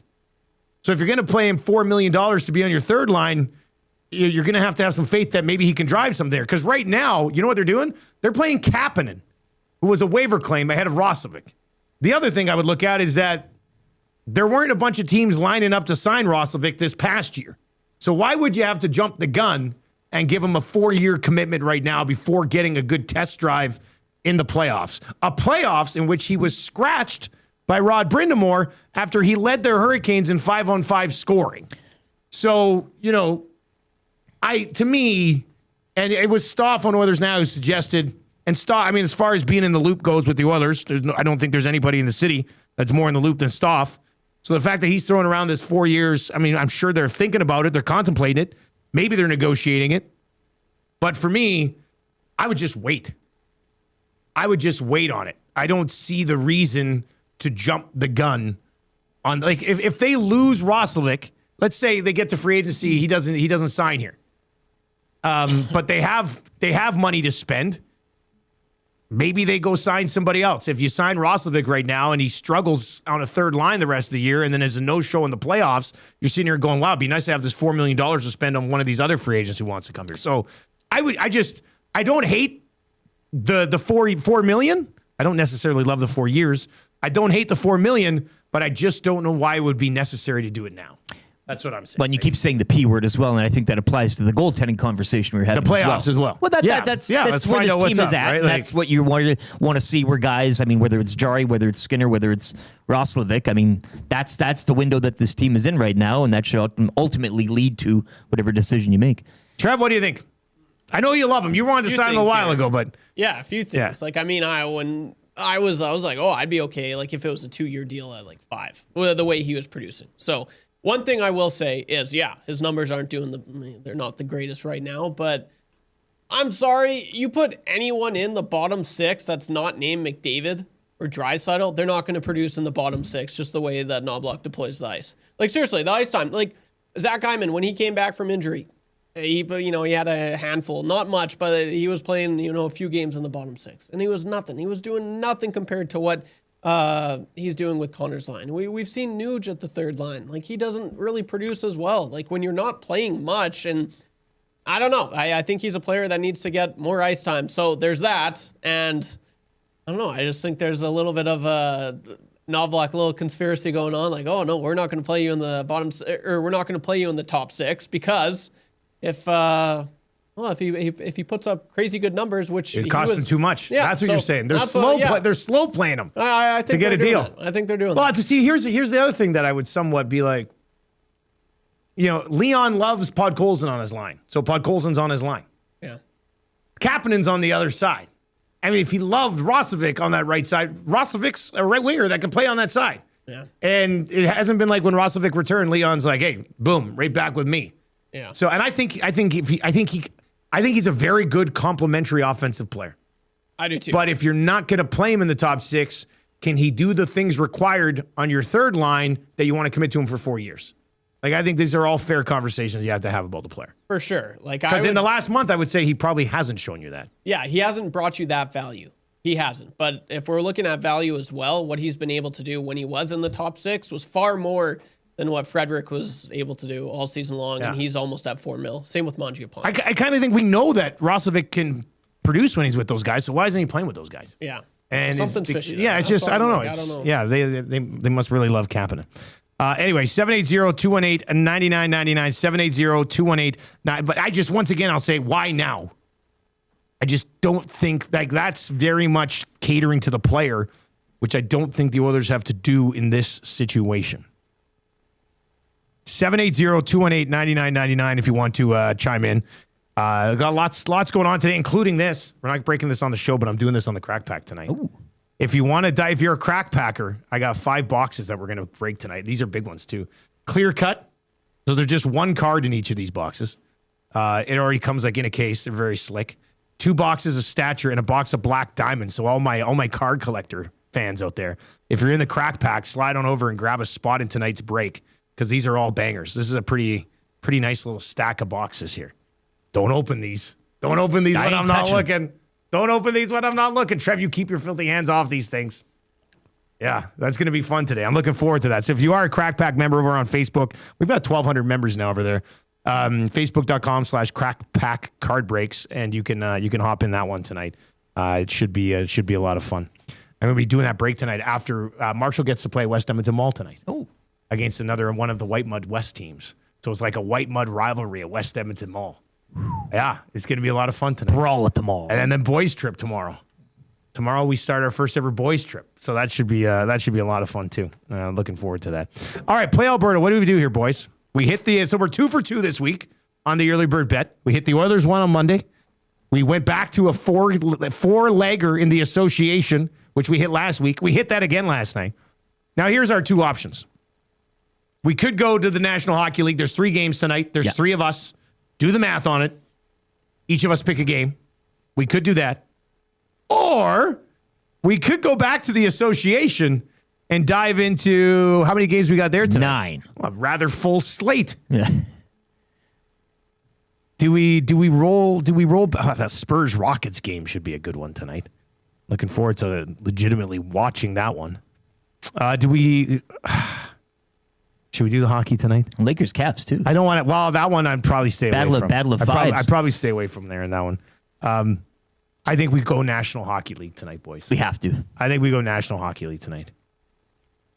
Trav, get ready. You got to pick a game here. We got the Rangers and the Islanders.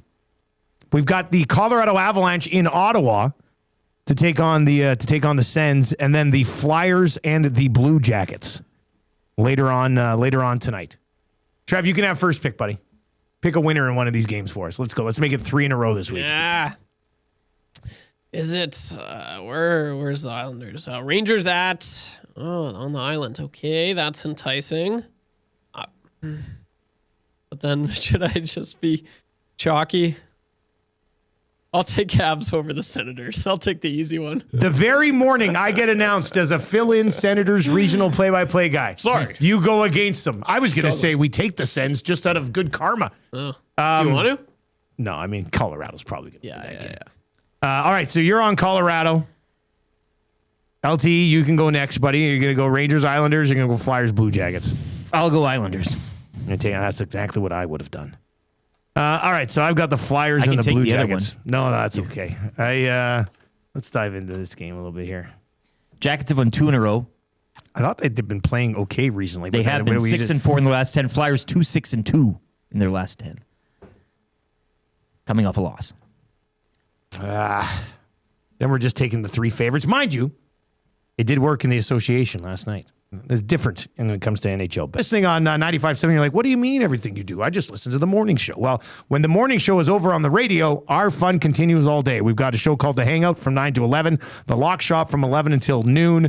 Today it'll be the Oil Stream from 12 until 1, EST Afternoons with Hernan Salas and Joaquin Gage from 1 until 3, and then the Reed Wilkins Show from 3 until 6 today. You can listen to those free on iHeartRadio, TuneIn Radio. Just download those apps. Click on the audio player at EdmontonSportsTalk.com or watch over on YouTube this morning. If you're watching on YouTube, hammer the thumbs up for us as well. All right, so I'll send that 3-gamer over to the crew at Play Alberta. It'll pop up on our EST specials page. One of the things we're doing on the Lock Shop right now is we're picking a Super Bowl play of the day every day. So yesterday, Awanik and I worked it out. We're going over 8.5 points. So 9 points or more in the first quarter of the Super Bowl between the Seahawks and the Patriots. Don't mind it. You can find that one right now. It's -109. They're calling it the Super Boost. Super Boost. So you can find that on the EST specials page as well. Just remember, 7 o'clock hour of the show is brought to you by GameSense. When gambling, set a budget before you play. Don't get carried away. Stay informed and visit GameSenseAB.ca to learn how. Remember, if you gamble, use your GameSense. Free advice for Damon Bunting coming up, and then Dave Naylor around 7:45 today on the Buffalo Bills, deciding to go with Brady and Belichick not getting into the Hall.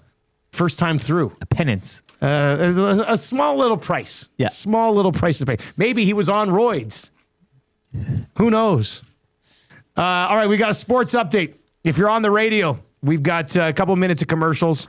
Quick traffic update with Pauline Higgins, and you're back. Online, We got a sports update brought to you by the great staff at Park Mazda and dealer principal Mitch Lewicki, who also didn't get into the Hall of Fame first time through. Visit them at 983 First Street in Sherwood Park.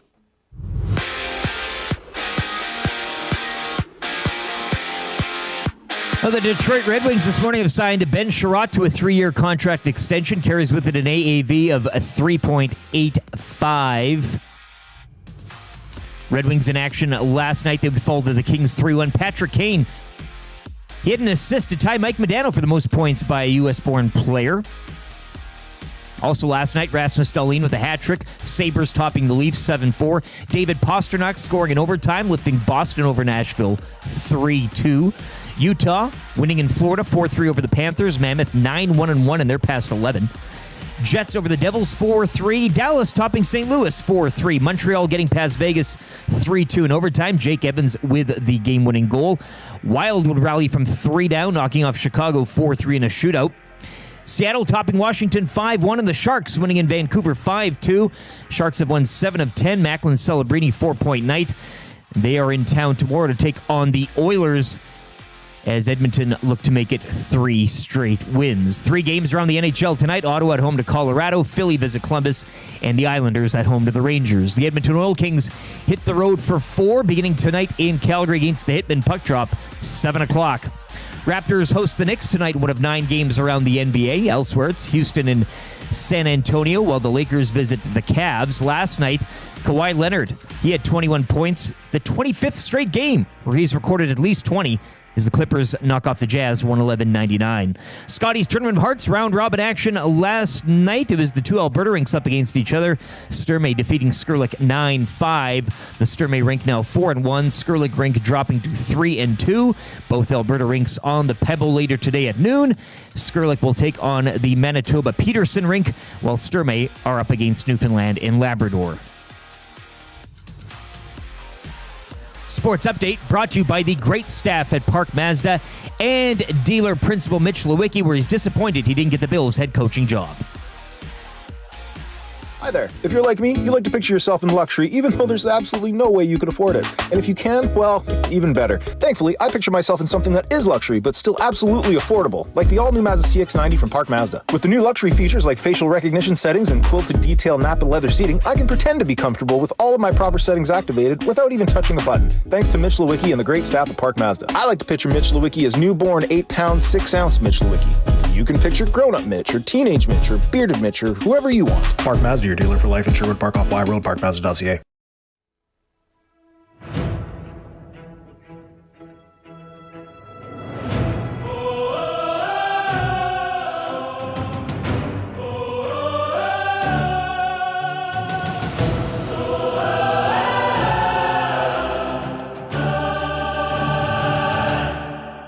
He's a small town boy living in the big city.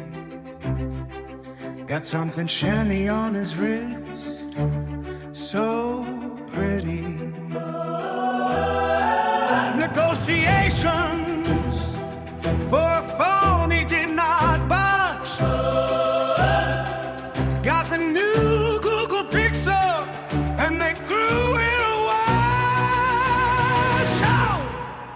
First watch, got the time on his wrist. First watch, now here's the twist. First watch, you know what's really neat. First watch, it tracks his heartbeat. What time is it? Now he knows. What's the weather? It's looking like snow. Does it have an alarm? Wake up after he slept. Have you walked today? How many steps? First watch, Got the time on his wrist. first watch, Now here's the twist. first watch, You know what's really neat? first watch. It tracks his heartbeat.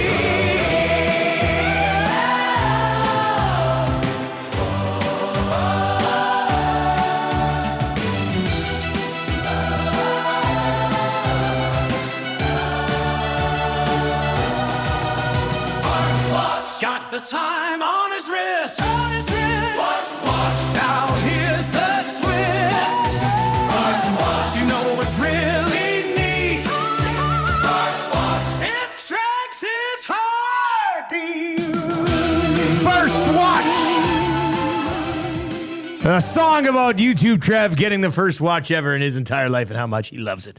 It is the Nielson Show. Hey, those songs are brought to you by our partners over at Totem Outdoor Outfitters, a family store that takes pride in finding the right fit for you. They're always on time.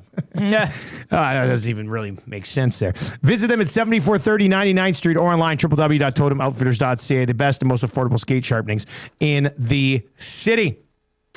This text comes in, first time they've ever texted in. Kalmar Paul says, I legit let out a belly laugh on my way to work this morning, listening to the debut of First Watch on 95.7 Cruise FM. Yeah. Right, we are changing music on FM radio. It's just, did we mean to? No. Are we? I guess.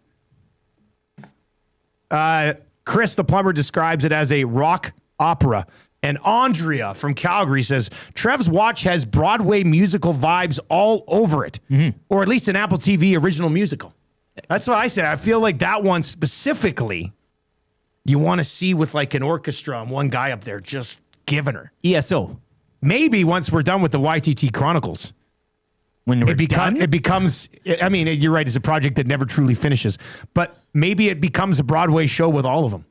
Right? You know, like one of those shows where they're just like, when they get to Hot Tub Peekaboo, it's like a bunch of people in baggy pants and they're doing like a crunk dance. Yeah. And then it gets into this. I got a lot of time for it. But all AI. No real people. Yeah, it's just all like Tupac images.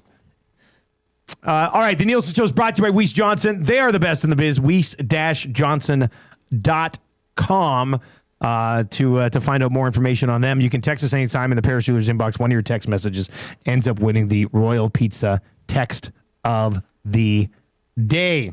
Dave Naylor is going to join us. We're going to talk some NFL stuff with Naylor. He's going to be by in about 5 or 6 minutes. Let's get into free advice right now for Damon Bunting. Buying or selling, Bunting is your guy. We've had Nasties sell their homes with him. We've had Nasties buy homes with him because he's the best. All-time good dude right here. He's been a consistent top-producing realtor in the greater Edmonton area for, almost 2 decades. He and his team at the agency would love to help you find that right home or make the move from your current home. Check him out, DamonBunting.com, or on the Instagram handle, Damon Bunting Real Estate. What do you need help with?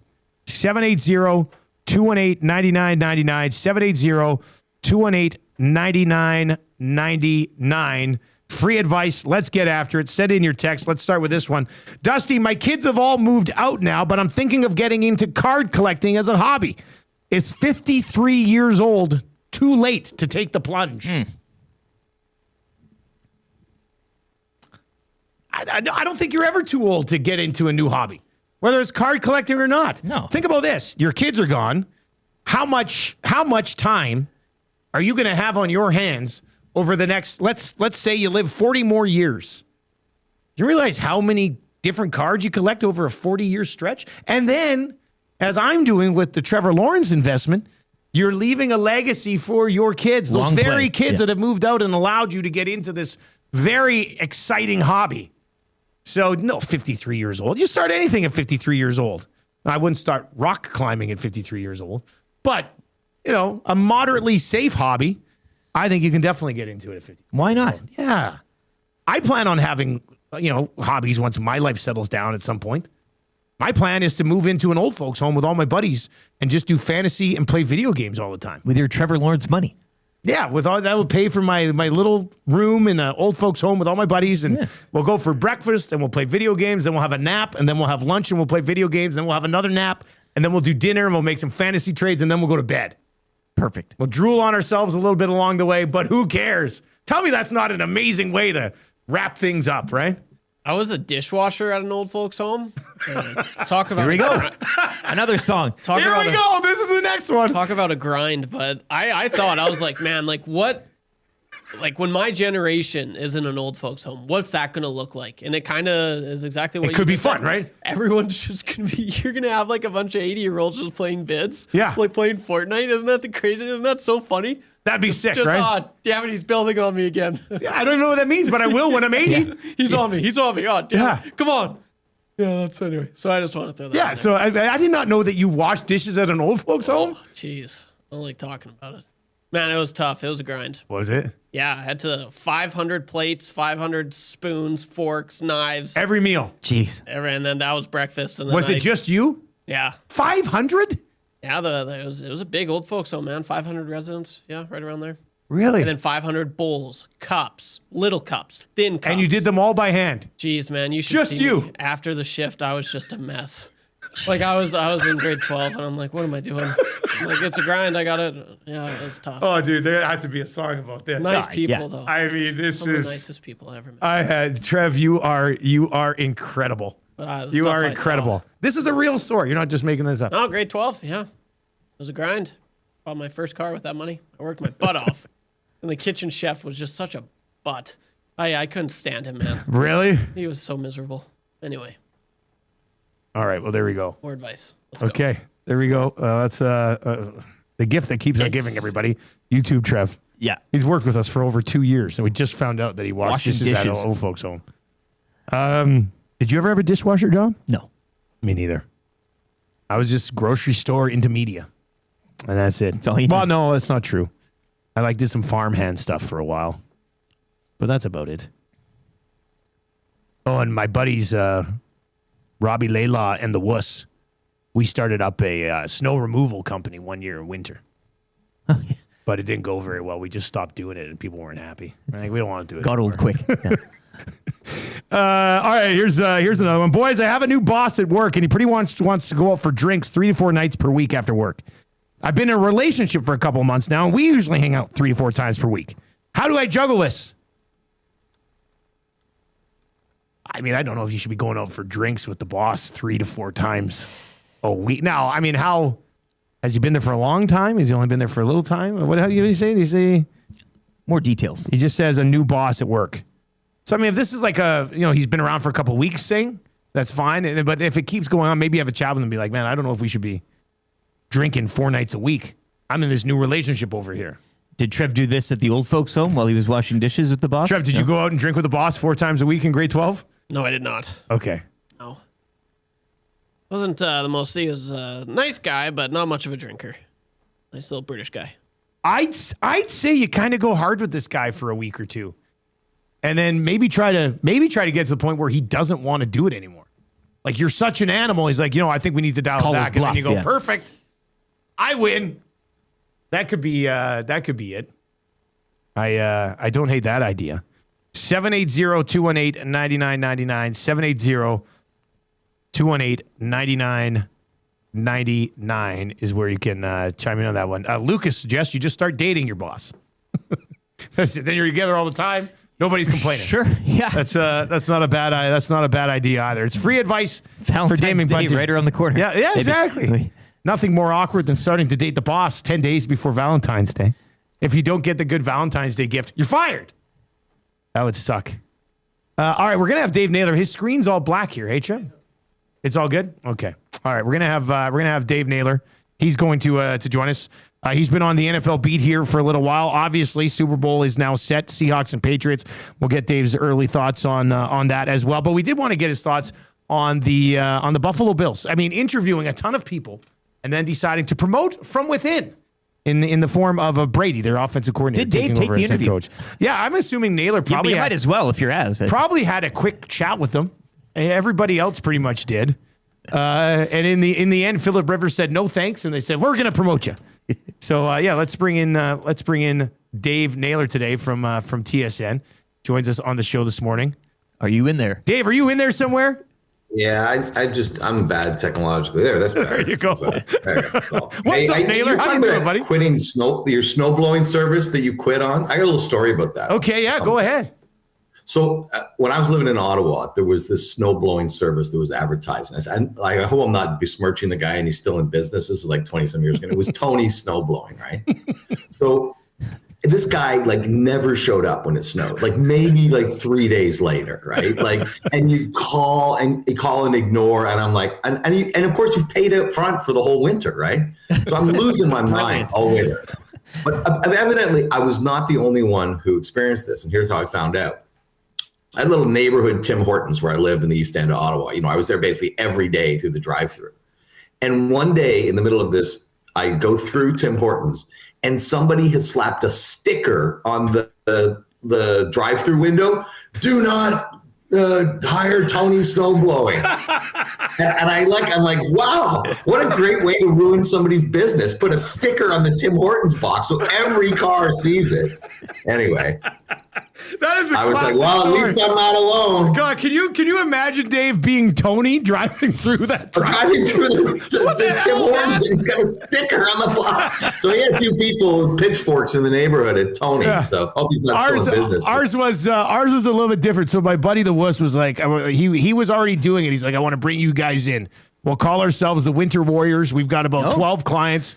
And we'll do this. And I was like, my buddy Robbie and I were like, we're in. Like, we were working night shift at Save On at the time, so we could go after work and go shovel driveways and stuff. And then about, like, it was probably early December, my buddy Riley, the Wuss, he ends up getting a girlfriend that he becomes obsessed with. So he goes to me and Robbie, he goes, hey, I'm going to drop out of the Winter Warriors. It's your thing now. And we're like, you, the one who started it. We didn't want to do it in the first place. So we ended up stopped doing it. I don't know if he had to refund a bunch of money or whatever, but at least nobody put a sticker up on the drive-through. Tim Hortons drive-through, running your good name down. No. Dave, you're very close to the Bills. You cover the Bills very, very closely. And, they seem like they interviewed a ton of people, and they end up going with somebody who's on the staff already that wasn't able to get over the hump. Were you surprised by it, or did you always think he might be the guy? I was surprised by it, and really from the start, I didn't think he'd be the guy. And then when they interviewed 9 people, like you would think that if you have a strong sense that your internal candidate might be the guy, do you really need to interview 9 people? Well, evidently they did. And look, it's. With every coach who comes off a staff, and I think we've seen this in football all the time, the great debate is how much of what they did was what they wanted to do and how much of it was what they were being asked to do, right?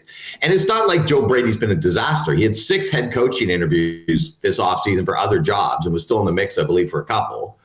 He coached the NFL MVP last year in Josh Allen, coached the NFL rushing champion in this season, had the highest scoring Bills offense in history last year and had top 5, in scoring yards, all that this year. We also had Josh Allen, right? Not to take away from Joe Brady, but a lot of that is just the virtue of having what a lot of people think is the best player in the world. I think part of this, and look, this is not a popular move in Buffalo. One of the guys from The Athletic last night had a poll up, and it was like 76% against or something like that. Which again, when you cite the amount of success that the offense has had, it was kind of surprising. But here's where I think it comes down. Let's just look at this most recent season. And I would think of this. That's the weakest Bills roster I'd seen in the 4 years of the team that I've covered. Most flawed roster, I think. The guy who built it got promoted to director of football operations. The guy who coached it got fired. It was also the most, I don't want to say the worst offense, but the most inconsistent offense that I covered. Like big stretches where they couldn't score, and other stretches where they scored crazy amounts of points in a small amount of time. But the idea that the offense was sort of constantly humming all season was not what you got. And the offensive coordinator is now the head coach. So that's what people are looking at in Buffalo, and I think the tricky one, and this is kind of a bit of a dicey, because I'm not trying to run down Josh Allen by any means. But when they said Josh Allen will have a significant voice in the hiring of the head coach, I said, well, then he's going to pick the head coach, right? Because if you're giving Josh Allen a significant voice, and he says, this is the guy I align with, this is the guy I want, how do you go against that? And I'll go back to 23, guys. Joe Brady had the interim offensive coordinator job for the Bills, the second half of 23. I remember at the end of the season, Josh being asked, what do you think? Josh said, I want him to be the full-time OC. And I said to myself, well, he's going to be the full-time OC. And he was, right? So, and it's funny because there was, I believe it was from maybe Allen's agency who tweeted something last night about, hey, like he didn't pick, he's just in the room, and like almost kind of feeling like the distancing from him a little bit. But I just think it puts him in a really difficult spot. And I understand why you want your head coach to align with your quarterback, but I think Josh Allen again, I don't know him, but I'm around him a lot. I think he is a very loyal person. I think to people who are good to Josh Allen, he is very conscious and good to them and good to the community, and all kinds of anecdotes floating around Western New York about, Josh stories, good Josh stories kind of thing. So I'm going to think that Josh Allen is pretty loyal to the offensive coordinator who helped him win his only NFL MVP. And now that guy's up for a head coaching job. What do you think Josh Allen thinks? That'd be my guess. And if that's what he thinks, then how do you go against that? That's the tricky part for me. And if he's the right choice, great. But there have been some people, and Ryan Fitzpatrick is one of them, who's expressed this idea that, Josh doesn't need somebody he's necessarily comfortable with. Maybe he needs somebody who's going to, challenge him and take him to the next level. Not that he's not trying to get there on his own, but I don't know. It's just, I didn't get to pick my boss. I don't know. I don't know. And then you end up with, again, the other thing that it kind of goes with is this whole kind of culture that the Bills presented their news garments of, like, we've hit the proverbial playoff wall. We got to move on, got to change things up, can't do the same thing. Well, Joe Brady's been the offensive coordinator the last 3 years. Last 3 years, Bills' playoff exit game has included the offense having the ball down less than a touchdown with lots of time remaining to get the job done. And 3 years in a row they haven't. So, I mean, I'm not hanging that on Brady, but if you're moving on kind of like, we got to just, change the mix. I don't know. And he's got a 5-year deal. Like, what if people kept saying about McDermott? Well, what if you kept him and they lose by 3 in the division round next year? Well, then what do you do? Okay, what do you do if you do that and it's Joe Brady now? That'd be 4 years in a row with him. So I don't know. It's a strange one. Really quickly, just sticking with the Bills, and you said you're surprised. I'm surprised. The people polled were surprised. I think everybody's kind of surprised, especially given the amount of interviews they did. You're on this team, all over it. What were your thoughts, or because people say, well, if not Brady, then who? And obviously a lot of people went through that process. Were you maybe leaning towards a name that was interviewed or hasn't been interviewed yet? And was the fan base also maybe leaning toward a name or two? Yeah, who's the sexy candidate? Yeah, like who? Because if not Brady, then who else did people want, or where else did you think this process would lead to? Well, the one thing I thought they would do is lean to an offensive-minded head coach, right? Because they've come through 8 years of McDermott, who was defensive-minded. So I thought that part came true. I think the two names that people were excited about, one was Brian Daboll, of course, been here, unlocked a lot of the best of Josh Allen, especially kind of the aligning with the receivers a little more than he has in the offense a little while. Western New York guy, born in Canada, but raised in Western New York, and which I think matters in Buffalo. Like you either have to be, obviously not every Bills coach is from Western New York. You either have to be from Western New York or you have to get Western New York. And Sean McDermott gets Western New York. Josh Allen gets Western New York. Brian Daboll's from Western New York. And just a guy who's been a ton of places, and of course does have head coaching experience. Not necessarily successful head coaching experience with the Giants, but you add that to the bag of tricks that he's places he's been everywhere. And a lot of times, just the nature of coaching, man, guys don't get it right on their first job, and they learn a lot that they bring into their second. So Brian Daboll, I think, would have been, and he has a really tight relationship with Josh Allen, talks about it all the time. So that was one. And the other one, I think, was Clint Kubiak in Seattle. Yeah. Just seeing what's happened with Sam Darnold. Obviously, with them being in the Super Bowl, he's the hot, sexy pick. And, the danger is that because of the way the NFL's rules work on interviewing, because the Raiders were looking for a head coach like the day after the season, they were able to have an interview with Kubiak and now can follow up on it like this week and such. The Bills, because they didn't fire their coach to the divisional playoff, after the wild card game, divisional playoff, after the divisional playoff game, they weren't allowed to start the process with Kubiak. They would have to wait. So let's say that Kubiak, has aligned with the Raiders and has a handshake with Tom Brady and is ready to, and they're going to have the first pick of the draft, pretty appealing for a coach, and very different situation, right? You get to build your own thing, which maybe for a first-time coach is a little more appealing than coming into a situation where you got to finish the job and there's going to be a ton of pressure right in the door. So if the Bills got any vibe that Clint Kubiak was maybe aligning with the Raiders, well, you don't want to wait 2 weeks, knock on the guy's door and he goes, oh yeah, I'm going to Vegas. And then you got to turn back to the guys who you've put on hold for 2 weeks, who know they weren't your number one choice. I think that's kind of part of why Kubiak didn't happen. But he was the other one. I think people were really excited. There was a bit of buzz around like Grant Udinski in Jacksonville, just because he's 30. He would have been the youngest NFL coach in history. You know, he was 30 years old being an NFL 30 years coach, old. eh? I know. Think of that, right? That's nuts. I mean, yeah. And then, I mean, and he had, I think he was with Kevin O'Connell with the Vikings, you know, and then obviously the year Trevor Lawrence had. Like, again, you can follow quarterback success, passing game success through him. He was the other one who was just, I think, a curiosity because people are always looking for the next hot name. But yeah, and they end up with Joe Brady, which again, Joe Brady was very popular for a while in Buffalo because he wasn't Ken Dorsey, who they fired midway through 23. And I can always link it to a CFL event, Dustin. They fired him after a Monday night game the week of Grey Cup week in Hamilton because I did a hit on it from Tim Hortons Field on the Tuesday. That's how I was at the game on the Monday Night Football. I got dropped off at that Sheraton in Hamilton at like 3:30 in the morning or something. Anyway, I digress. So yeah, he was popular like everybody when you're the new guy. But I think that people were looking. I think it was also the sense of like, what if the Bills went away from kind of everything so much in Buffalo seems to be in-house, promoting from within, bringing back former Bills, like having the same cluster of people around the team. And I used the expression last night on SportsCenter, I believe it was like, I think there was some sense that the Bills were going to break glass, right? And go, okay, we're not going to do that. We're going to bring in somebody who doesn't have a long history with this organization and doesn't have a long history with Josh Allen and didn't have a long history with Sean McDermott and all of that. And that's going to bring us to a higher level. I think there was a lot of appetite for that. Not happening. Naylor, great stuff, man. It's good catching up with you. And maybe we'll try to do it again here before Super Bowl.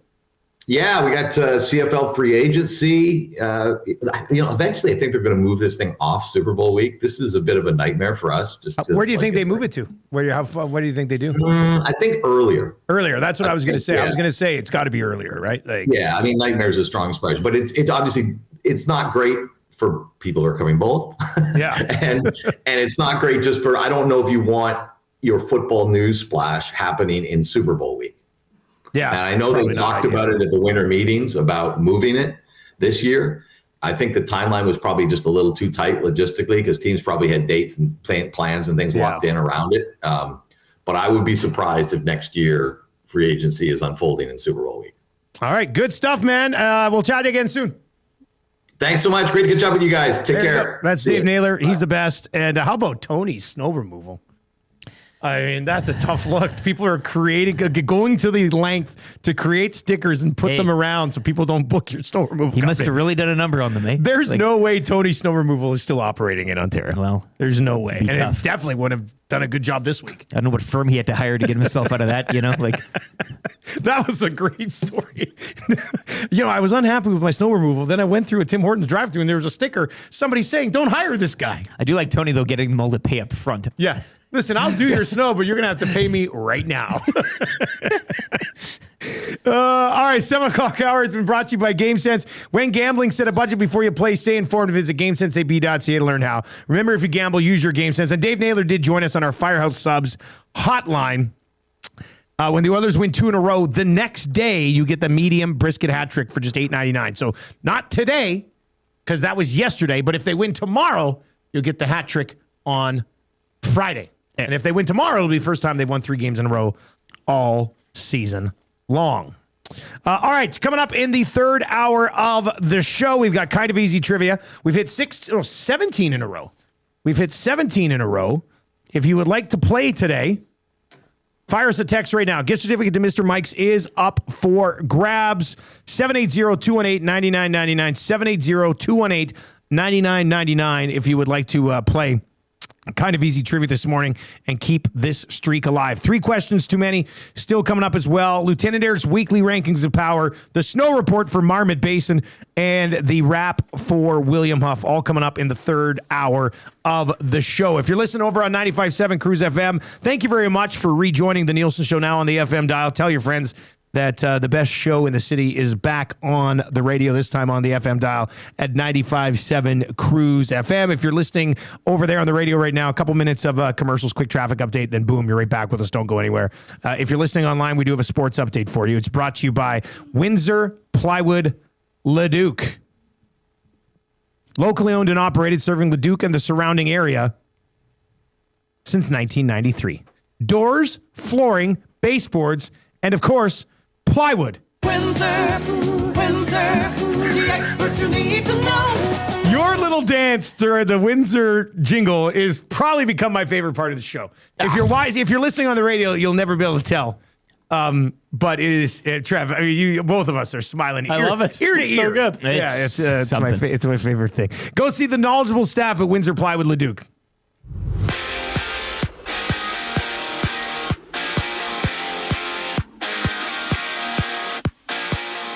Oilers continue their 8-game homestand tomorrow against the Sharks, looking to make it 3 straight wins. Sharks in action last night. They downed Vancouver 5-2. San Jose have won 7 of 10. Also last night, Seattle topping Washington 5-1. Wild over the Blackhawks 4-3 in a shootout. Montreal defeating Vegas 3-2 in overtime. Dallas 4-3 over the Blues. Winnipeg 4-3 over the Devils. And Utah 4-3 over the Panthers. Patrick Kane had an assist, tying Mike Modano for the most points by a U.S. foreign player. Kings win in Detroit 3-1 over the Red Wings. David Pastrnak scoring in overtime, leading Boston over Nashville 3-2. And the Red Hot Sabres beating the Leafs in Toronto 7-4, led by Rasmus Dahlin hat-trick. Red Wings this morning have signed Ben Sherratt to a 3-year extension with an AAV of $3.875 million. 3 games around the NHL tonight. Colorado visit Ottawa, Columbus at home to Philly, and the Rangers visit the Islanders. The Edmonton Oil Kings hit the road for 4 beginning tonight in Calgary against the Hitmen. Puck drops 7 o'clock. Over to the NBA, where the Raptors are back on the court tonight. They'll host the Knicks in one of 9 games. Last night, Clippers defeating Utah 111-99, make it 25 straight games where Kawhi Leonard has recorded at least 20 points. He had 21 in that win. SGA, meanwhile, had 29 in a 104-95 Thunder win over the Pelicans. And the Knicks outscoring the Kings 31-15 in the fourth on way to a 103-87 victory. Scotty's Tournament of Hearts round-robin action continuing from Mississauga last night. It was a battle of the 2 Alberta rinks as Sturmey defeated Skurlik 9-5. Sturmey now 4-1, Skurlik 3-2 in Pool B. Both those rinks in action later today at noon. Skurlik will take on Manitoba's Peterson rink, while Sturmey are up against Newfoundland and Labrador. Sports update brought to you by Windsor Plywood Leduc, locally owned and operated, serving Leduc and the surrounding area since 1993. Doors, flooring, baseboards, and of course plywood. Go see the knowledgeable staff at Windsor Plywood Leduc.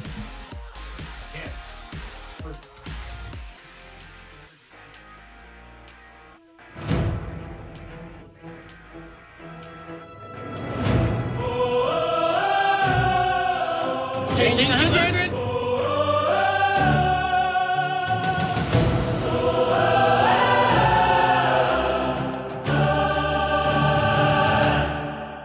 He's a small town boy living in the big city.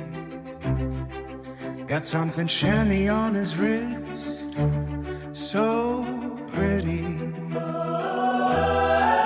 Negotiations for a phone he did not budge. Got the new Google Pixel and they threw it away. First watch, got the time on his wrist.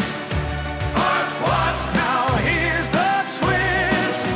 First watch, you know what's really neat. First watch, it tracks his heartbeat.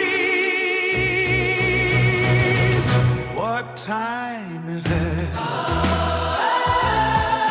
Now he knows. What's the weather? It's looking like snow. Does it have an alarm? Wake up after he slept. Have you walked today? How many steps? First watch, Got the time on his wrist. first watch, Now here's the twist. first watch, You know what's really neat?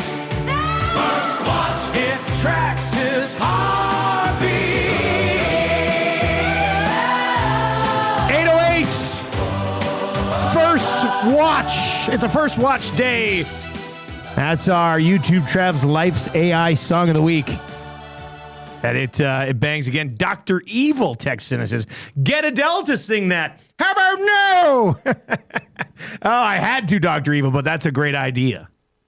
That's a terrific idea. I love it. All right, you can text us anytime. That'll get you into the old Paris Jewelers inbox. Remember, all you deadbeats, Valentine's Day's just around the corner. Get something for the one you love, the one you're crushing on, or the one you're creeping out just a little bit. Flexible payment options is in do not pay for 1 year. West Edmonton Mall, Kingsway, Londonderry, Sherwood Park Mall, St. Albert Center, or online, parisjewelers.com. They are Canadian. They are family owned. One of your text messages takes home the Royal Pizza text of the day. Royal Pizza. Still It's the text of the day. What's that? Nice. Oh, making it great. Oh, yeah, you're making it. Yeah, definitely. And get the wings. Get the wings. Salt and pepper, lemon pepper. They're all delicious. Everything's delicious. Royal Pizza just knows what's up. Nobody would ever go through a drive-thru and put a sticker on the drive-thru window that says, don't go to Royal Pizza. Royal Pizza drive-thru. Now we're talking. I had a great business idea the other day as well because, what was it? Oil change. And I know some places will already do this, but I would start like a high-end cafe that's attached to an oil change place. So when you go get your oil change, you can also like pop into a really nice cafe. High end. Has to be high end. Like fancier than Starbucks. Right? You're like, I'm going to go get my oil change, but I'm also going to have a meeting and I'm going to have a latte and I'm going to do all this stuff when my oil gets changed. Right? Then you don't have the awkwardness of sitting in the vehicle and getting upsold on a million things when you just want your oil changed. Like a signal light. Well, yeah. I mean, so I say this, I was thinking about this because I have to get my oil changed and I'm pushing it back. Because I hate going in. Because you didn't go yesterday. I go in and I'll get the $90 oil change, and then I know I'm paying $450 like when I'm leaving. So I don't know. I don't know if the place across the street here does oil changes, but I'm thinking I'll just go drop my truck off and be like, okay, I'm going back to work. I'll pick it up this afternoon. So maybe that's what I'll do. But I just can't say no to oil change people. I'm a sucker, and they know it. They see me coming from a mile away. And they're like, oh, look at this guy. He's going to get all of his filters. Look at this rube. This guy looks like a full flush. It sucks. I can't do it. This is, a confession. Tammy usually goes and does it for me because she's a cold-blooded killer. And I'm just like, can you take my truck for an oil change today? I don't want to spend $500. She'll go get it done for like $90. Call up Phrase. I should have Phrase He'll change do my it. oil. He does. He'll change the oil in his vehicles for fun. He doesn't even need to do it. He does it. Yeah. If he's got another bear to do, he'll go out there and... I know I changed the oil yesterday, but let's do it again today. Trev, how are you? You must get sucked into all these things too. On the I was just gonna say. When I was younger, I was bad. Like I was really, really bad. I always felt so guilty. But recently, I just say I probably should, but no thanks. I'm not going to. But I do know what you mean. I have a guilty conscience. I'm just like, I feel bad. Because I know if I was them, I'd want to upsell me on the filter, like an air filter or something. I just say, I'm like, no, sorry. And then they're like, oh, well, it's not my problem, usually. Yeah. It's your car. I'm so nervous about it. Big Uke over in the chat says, I honestly have no clue how Dusty's made it this far in life. Well, I've made it this far by overpaying for oil changes. Yeah. And a strong wife. Right? Yeah, and a wife who's, like I mentioned, a cold-blooded killer. Yeah. She's a really rude lady. I'm kidding. She's probably driving to work right now. But seriously, Tam, could you swing by after work and pick up my truck and go get an oil change? That'd be great. I'm going to have a nap. Hey, there's another thing. Oil change, but with the nap emporium right next door. So you drop off your vehicle for an oil change. And they're like, oh, it's going to be an hour. You can sleep over here for $12. Or this water massage pod. Might as well. Yeah, that too. Throw in an arcade room for the kids as well. Oh, yeah, that's also, or adults. Like, we're doing that Super Mario thing right now. So we're running the very first Super Mario game we got, like, on the Tecmo machine. Very first Super Mario game, we're speed running the first level. And right now, Benny holds the record. There's 3:48 left when he finishes. Trev and I are both at 3:46. We've been playing this game pretty heavily over the last week or so. I'm getting back on it today. Yeah. Yeah. I got to beat that Benny number. Anyway, another day at work. Tough gig. All right. The third hour of the show is brought to you by GD Liquidators, Auctions, and Appraisals. Mention EST, that's us, Edmonton Sports Talk, and you get 5% off anything new or used. Don't miss their monthly online auctions at www.gdliquidators.com. Canadian owned and operated. Make them your first call. Call 780-447-2787 or visit them at 14510 124th Ave. This text comes in and says, my son used to go to a barber shop that also has a car wash. Brilliant. What's the one in Regina? Isn't there like a car wash that's also like a chicken shop or something like Probably. that? I do love two businesses combining, but have no business combining. Yeah. Good idea. Send us those ideas. We'll have some fun with that. All right. Kind of easy trivia. 3 questions too many. Lieutenant Eric's weekly rankings of power. Snow report from Marmot Basin. And then the wrap for William Huff. All on the way in the third hour of the show today. We're going to start it with a little kind of easy trivia. Gift certificate to Mr. Mike's is up for grabs. I suggest trying the classic Mike Burger. It's delicious. They've got that new location now open in Bonnie Doon. Check out MrMikes.ca for more details. You can order online. That's Skip the Dishes, DoorDash, or maybe some other food ordering app. Mr. Mike's. Eat locally. Enjoy casually. Trev, who's playing today, buddy, to go to 18 in a row? This is Jodes in Bonneville. All right, Jodes and Bonneville can play. Okay. I like this. Here we go. Just needs to get 3 out of 5. Jodes, you ready to roll, my man? I am. All right, here we go. Trev will start the ticker after we read the first question. How many times this season have the Oilers won 3 games in a row? 0. What team does Macklin Celebrini play for? The San Jose Sharks. Have the Sharks ever won the Stanley Cup? No. What sport does Stephon Diggs play? Football. Who has more Super Bowl victories, the Patriots or the Seahawks? Patriots. 5 for 5. What a sports nut, huh? Oh, is that dirty? This is not just a dream, it's a wet dream of orgasmic proportions. Oh, is that dirty? Frustration sets in and the emotion goes out, and then you just start playing by yourself. Oh, is that dirty? You cannot come to my house. No, not today. You cannot come to my house. No, not today.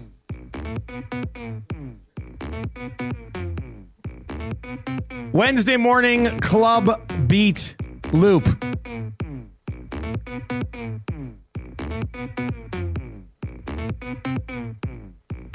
Congratulations to Jodes getting the job done today. It is the Nielson Show. We are brought to you by Weiss Johnson, best in the biz. Looking for a new air conditioner for the summer? You might as well take advantage of it right now. Get a furnace and then the air conditioner, 15% off. No interest for 48 months. And an oil change. They'll try to change your oil. I'll tell you right now, if you ask politely, I would think that Dennis over at Weiss Johnson probably would change your oil. It's worth an ask. Probably would change your oil. That's our next expansion, I guess, for EST. All right, we've got the beer, which does very well with Alley Cap. We're getting our coffee into the Italian Center. The next thing would have to be oil change place, I guess. And a couple bays. And here's what we would do. We would say, we put it on the sign. Or even we would call it no upsell oil changes. I guarantee it would do very well. How many people would be like, I'm going to go there. They're not going to ask me to buy a bunch of extra stuff. How long till that sticker pops up at a drive-thru? Do not go to no upsell oil changes. They will upsell you. The guy that they hired, his name is Will Fraser, and he doesn't stop talking. I don't know. I think there could be something there. All right, keep the text messages flying in. If you're watching over on YouTube today, hammer the thumbs up for us. I mean, we are looking at pretty much a 400-like show. We are 90 likes away. Think about the show that this has been. We debut First Watch, which is massive. Jamie McClennon found out that he's going to be my color analyst. Yeah. For the first time, I call the National Hockey League game, which is going to be happening March 5th down in Calgary. Sens and Flames. It'll be on the Sens regional broadcast, so technically you really won't be able to watch it in Alberta unless you somehow track down the feed online, I guess, and get the satellite. But yeah, it's been a huge show. Let's blow through these. Let's blow through these 400 likes. Easy peasy. I like Shane in a vac truck in the inbox. Have you been going down the pipe to cut out some of the level? Might be the move on level 1-1. Okay, well that would be cheating. We haven't even thought about that. Shane in a vac truck. Yes. Trev, that would be cheating, right? If we went down a pipe. What happened? In level on Super Mario. If you went down the pipe to cut off some of the time on the level, that's cheating. Yeah. We got to speed run it as is. I agree. Yeah. We've learned a lot over the last couple of weeks, I think. We've taken 6 or 7 fast seconds off of our time. We know the strats. They're Yeah. called, that's what we say. Yeah. The strategy. Is that what it is? Strategy. strategy, Yeah. yeah. So Shane and Vac talk. I don't really want to cheat at Mario. We need to do this. An honest approach. It's Maybe gotta that's be- what Benny did. You think he cheated? Maybe. Well, he did cheat I need at to the watch chore it, draft. 'cause that's gonna, yeah, he did. Right, cheated at the chore draft. He looked at two numbers, put one back. When I did, what was it? What are we? We're at 346. He got to 348. I was like, that was a yesterday. perfect run. There was nothing I could have done that would have improved my time. See, no, my 346. I thought there was room for improvement. Hmm. So I guess we're in different spots, but we might dabble in a little bit more later on today.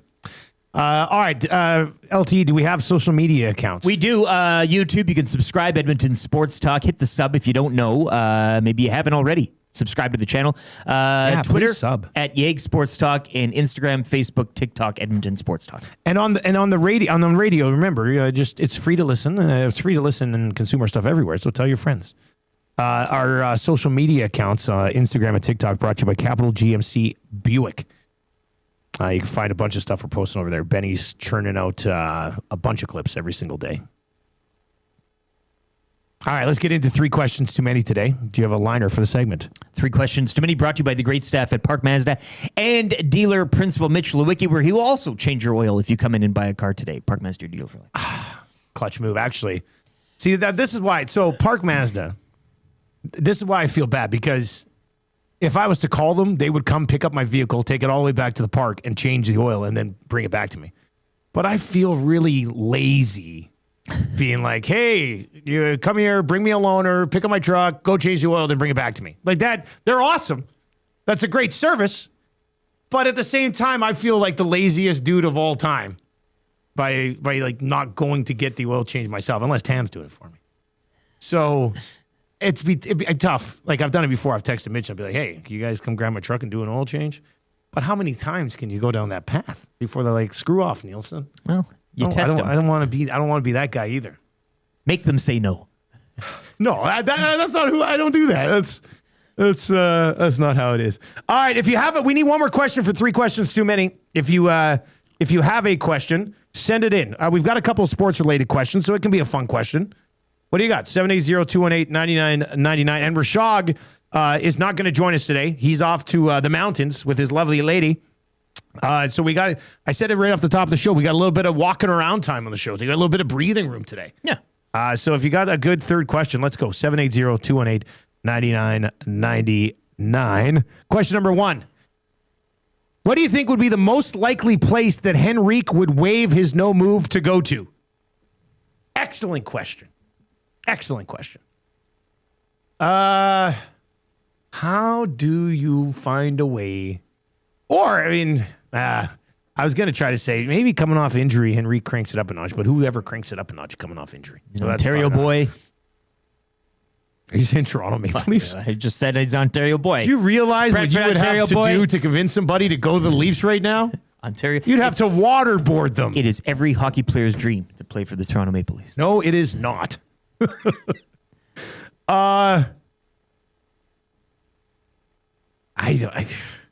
Here's the thing.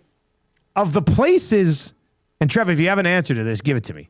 Of the places that he would likely waive to go, you would probably think they'd be contenders.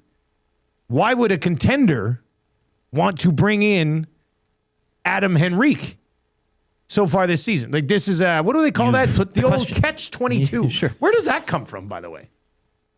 Where did the saying catch-22 originate? We'll look that up in a second. Trev, what do you think?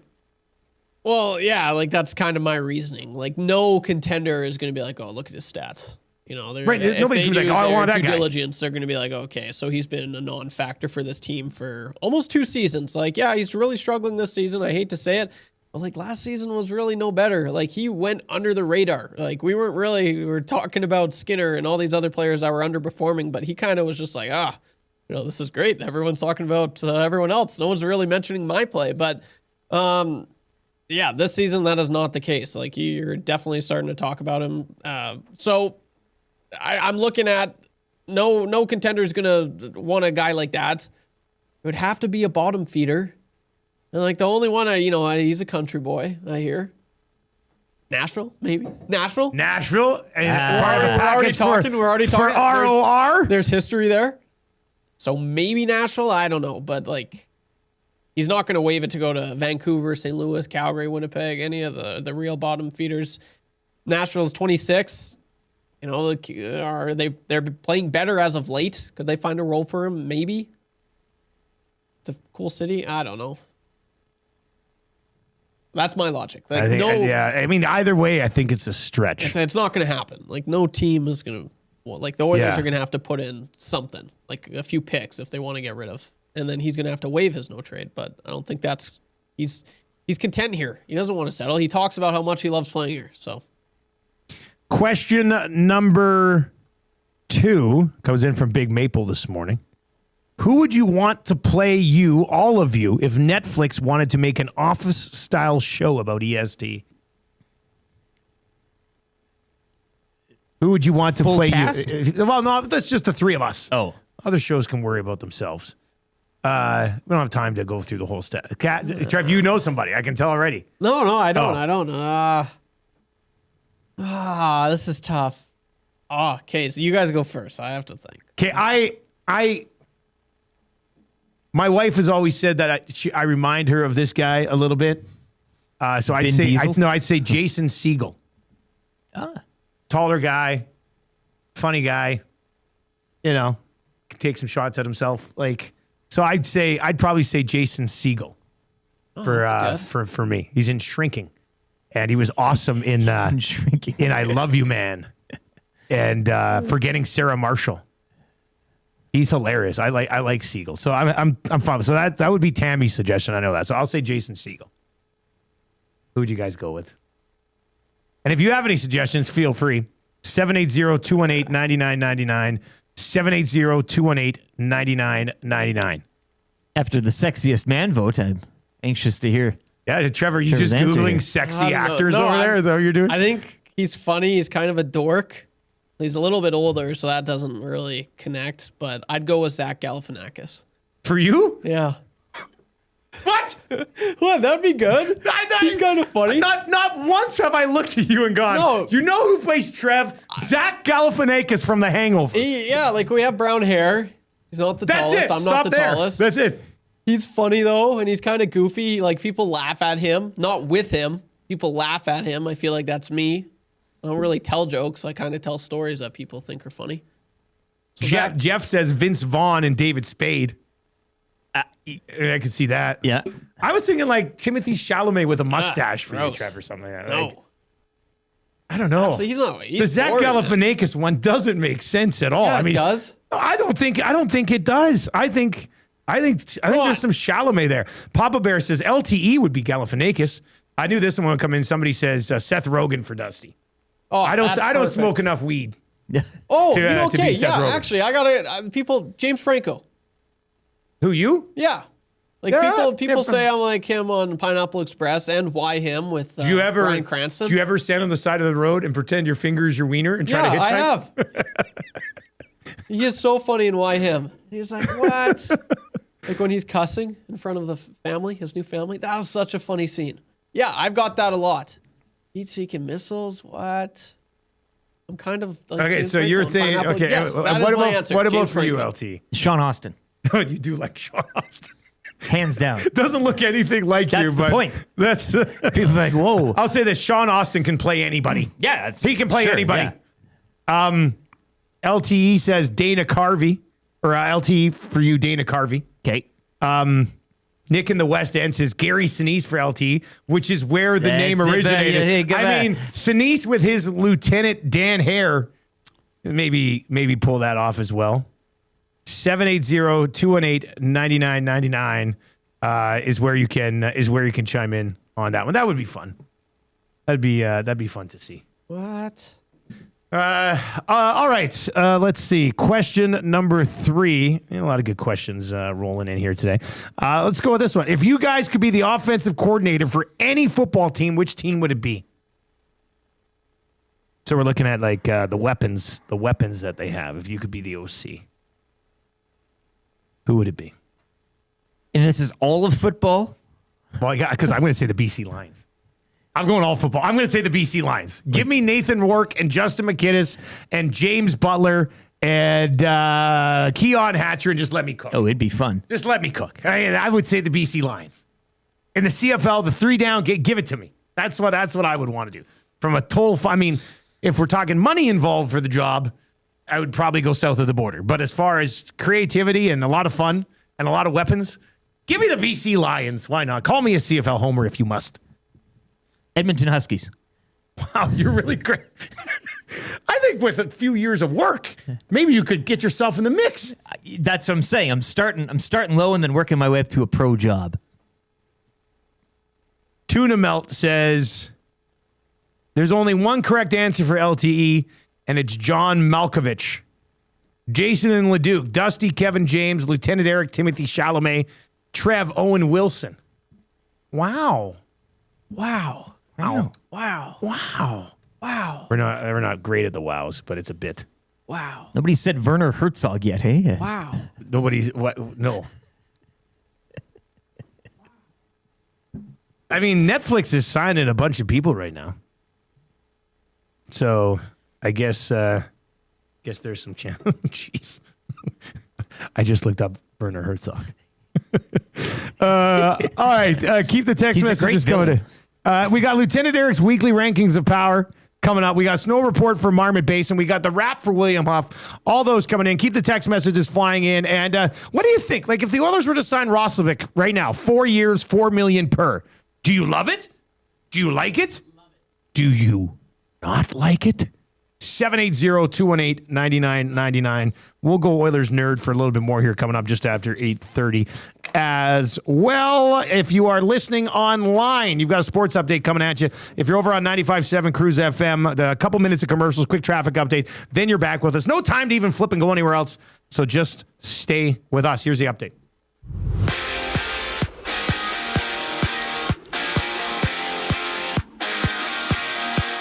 Oilers back in action tomorrow. The 8-game homestand continues against the San Jose Sharks. Sharks last night 5-2 winners out in Vancouver. San Jose have won 7 of 10. McLennan Celebrini 4-point night there. Elsewhere last night, Seattle 5-1 over Washington. Wild would rally from 3 down, knocking off the Hawks 4-3 in a shootout. Jake Evans, the overtime winner, leading Montreal over Vegas 3-2. Dallas defeating St. Louis 4-3. Winnipeg defeating New Jersey 4-3. And Utah also winning 4-3 down in Florida. Mammoth are 9-1-1 in their past 11. Kings skating to a 3-1 victory over the Red Wings. Patrick Kane had an assist, tying Mike Modano for the most points by a U.S.-born player. Rasmus Dahlin's hat-trick leading Buffalo over Toronto 7-4. And the Bruins over the Predators 3-2 in overtime.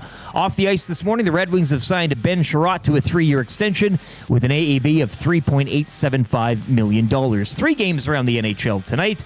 Islanders host the Rangers, Philly visit Columbus, and the Avalanche are in Ottawa.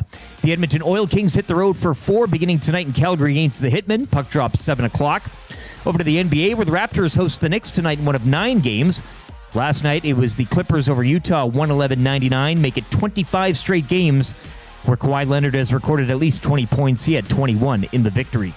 Over to the Scotties Tournament of Hearts, round-robin action continuing last night.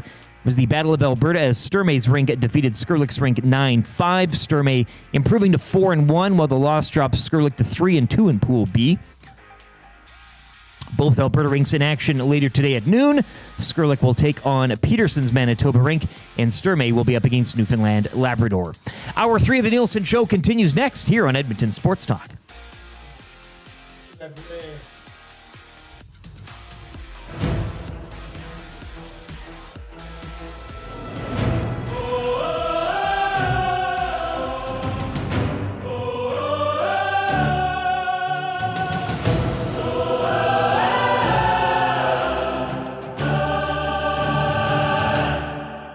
He's a small town boy living in the big city. Got something shiny on his wrist, so pretty. Negotiations for a phone he did not budge. Got the new Google Pixel and they threw it away.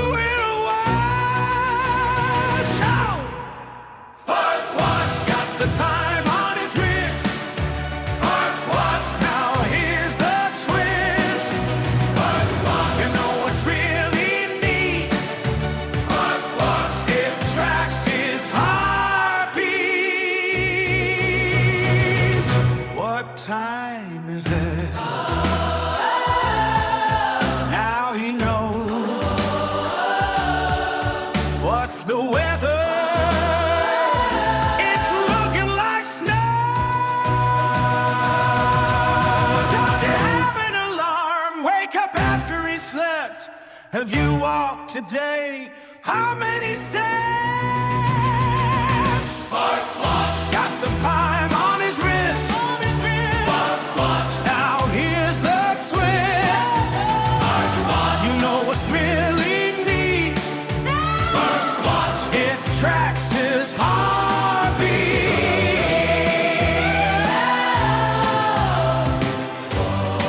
8:34. Can't get enough of it. Inject it into our veins. Put a strap on it and wrap it around our wrist. That's First Watch. The new YouTube Trev song. Or if you can't find a vein, into the toe. That's where you put a watch? Well, if you can. Oh, I thought you were. Okay. You're talking about Into the veins. injecting drugs into your veins. Is that what you're talking That's about? what I hear. Only on the FM dial, am I right? Oh, my goodness. Okay, wait, there's an AM, I tell you. The Nielson Show is coming at you from the Popeyes Louisiana Kitchen Studio today. If you're already pre-planning lunch and you only got $8, but you're like, damn, I'd sure like a lot of chicken for $8. Well, then you, sir, are in luck today. Because Popeyes right now, 3-piece, bone-in, 12 hours marinated, hand-battered. It'll fill you up. 3-piece bone-in, just $8. Take 2 friends or coworkers out for a coffee break. It also costs you Each $3 get a more piece. bucks. You get the combo, too. Sure. No big deal. Think you'll like that? Popeyes, get a pop with your dip chicken. The Popeyes Popeye. Popeye with pop. With a pop. With pop. It really pops. Coach Pete texts in and says, hey, Dusty, is EST organizing a road trip to Ottawa in March so Nasties can watch your NHL debut? Coach Pete. What's funny is that the game's in Calgary. Yeah. But in order to watch it, you would have to be in Ontario unless you, get TSN Ontario feed online, probably at tsn.ca. Should probably look into that. Somebody's got a satellite out there. But I do like the idea of people flying out to Ottawa just to watch the game on TV, television. That's a pretty good commitment. I appreciate that.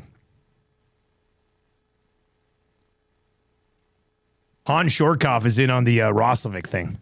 He says he's got 4 points since November 25th and is -7. And he follows it up with, at this rate, you're going to suggest an 8-year deal for Frederick. Look, this wasn't us suggesting it. Stoff was saying on his show that he's thinking it could be 4 years, $4 million. I already said on our show this morning, I don't know why you would do that right now. I mean, he could be a top 6 winger, but they're not. They're playing Kapanen in the top 6 ahead of him. Maybe when they get a third line center, they play him in the top 6 and play Kapanen with said third line center. The thing is that when he's not in the top 6, he hasn't produced, which is just like every other player. But this is also a guy that was healthy scratched in the playoffs last year. Didn't sign until after the season began and took a bargain basement deal with the Oilers. So it's not like a bunch of teams were lining up to give him a 4-year commitment. So I think he could be worth the $4 million. I still wouldn't do 4 years, and I'd wait on it until after the season and see how he does in the playoffs. If you were to sign him right now and you go into the playoffs and he's an absolute dud, we're going to be sitting here bitching about it all offseason when you could have really probably still signed the deal in the offseason. It just doesn't, it doesn't make sense to me if you were going to do it now. That's it. That's all I'm saying. That's it. That's all I'm saying. It's okay. I completely agree with that. Like, there's no rush. They don't have to get into that right now. But like, if you're saying no, he's not worth $4 million, it's like, look at the comparables. You've got Henrique at $3 million. You've got Mangiapane at 3.6. And the cap is going up. The cap is going up, and you've got Trent Frederick at just under $4 million. You can't tell me that those three are more valuable to this team than Jack Roslovic, even despite the numbers in the last month. Look what he was able to do in the top 6. Yeah.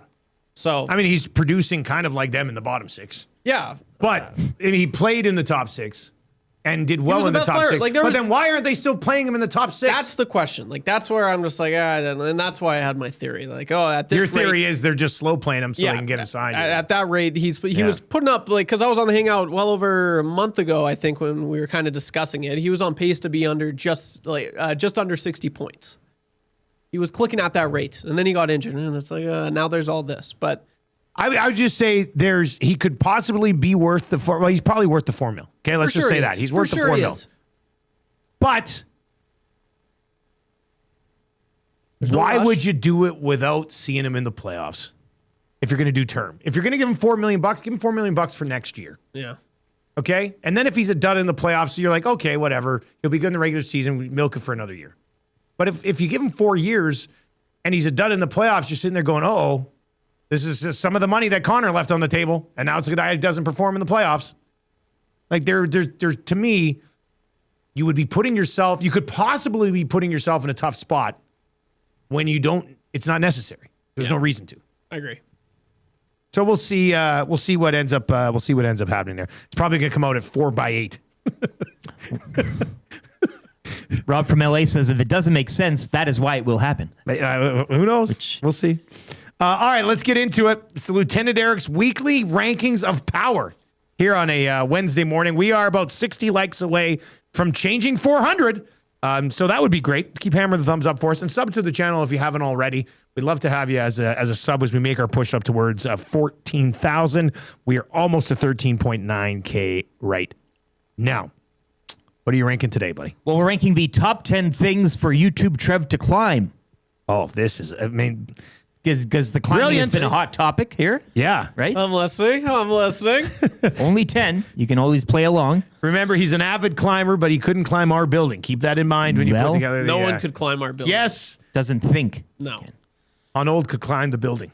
We couldn't. We determined it yesterday. No. Enough of that garbage. Unold.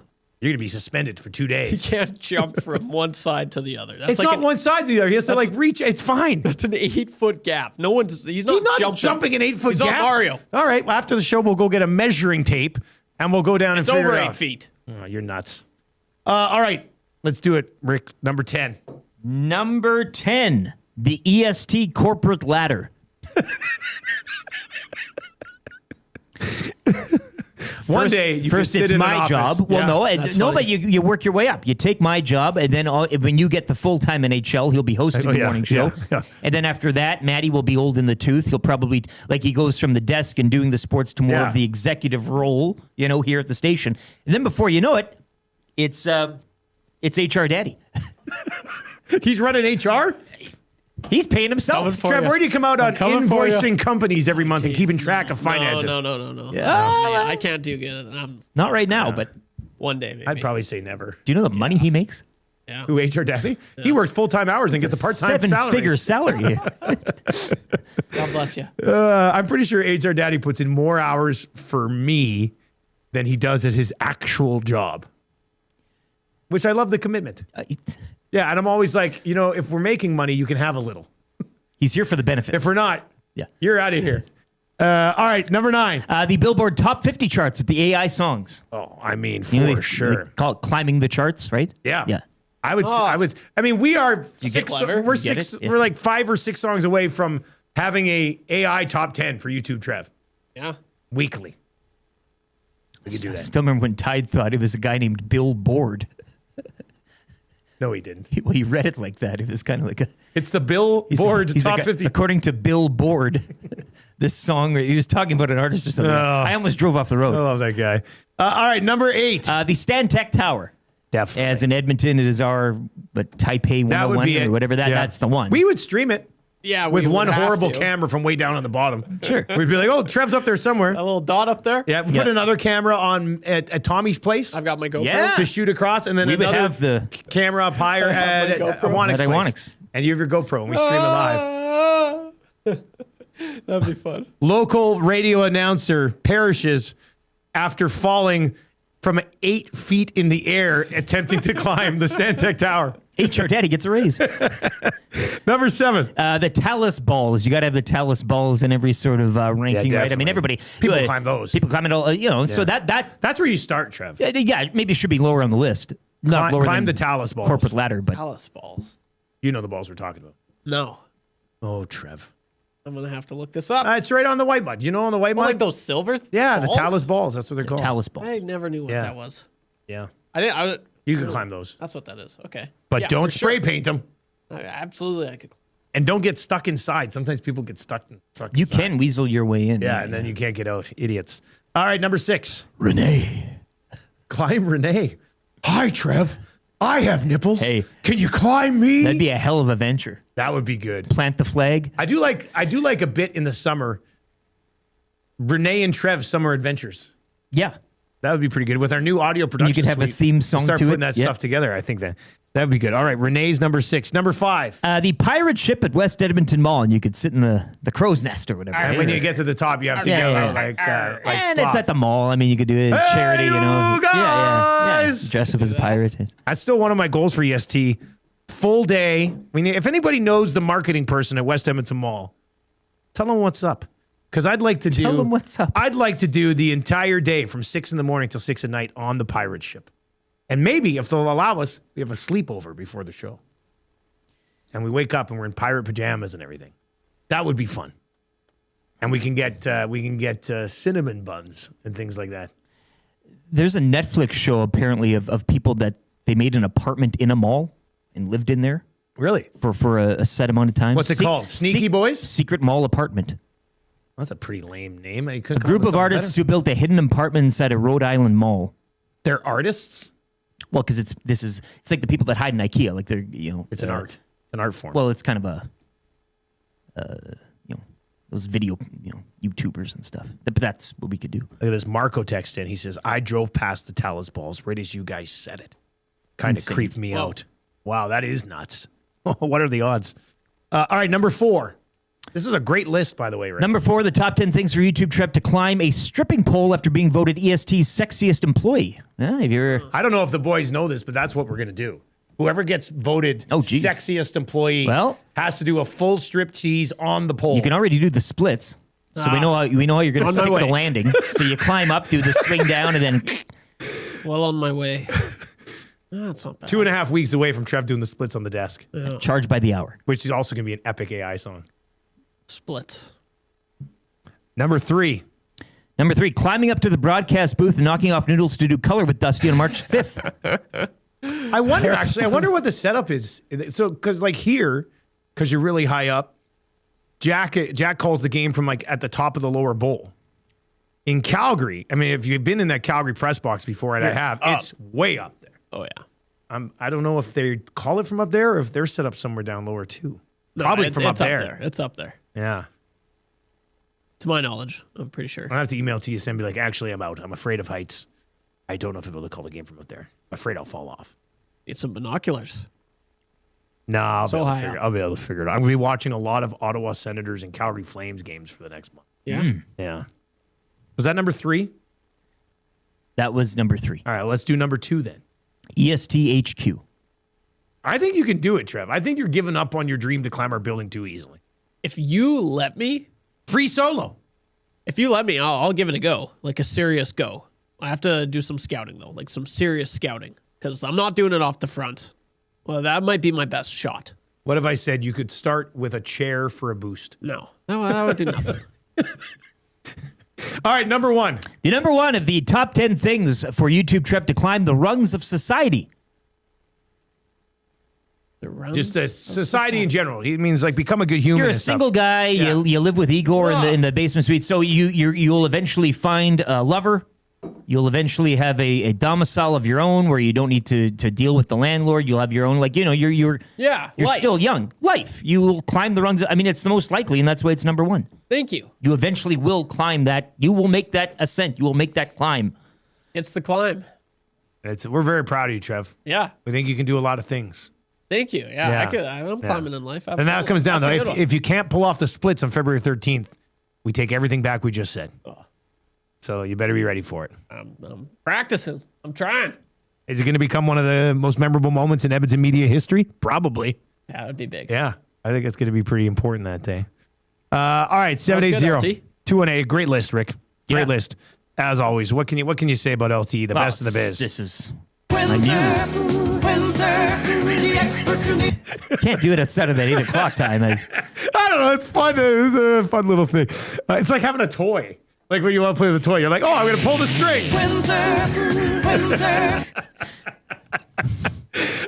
This text comes in from Nick. We don't have him in the system yet. Lots of new numbers popping up today. Thank you if you're listening. For the first time, stick around. Dusty, I'm an avid listener after hours, and I like that commitment, Nick. I'm an avid listener after hours, and had a thought good here. Yeah, this is a good start. Jamming to Hot Tub Peekaboo, play a loop of all the EST songs every couple of hours overnight. They're all awesome songs. Keep up the great work. It's better than that Whale and the Wolf crap. Yeah, enough of those guys. I mean, like, we get it. You have veins, boys. You make your own music. Yeah. We're in the studio again. Yeah. My goodness. No, but I'm joking aside. We love those guys. That'd be interesting. Like at midnight, we just play an hour of songs on iHeart and TuneIn and stuff. I'm sure Maddie would love to schedule that. Yeah, no, it's his job. All right, let's do this. It is Wednesday, which means the weekend is just around the corner, which means it's time to get to a snow report.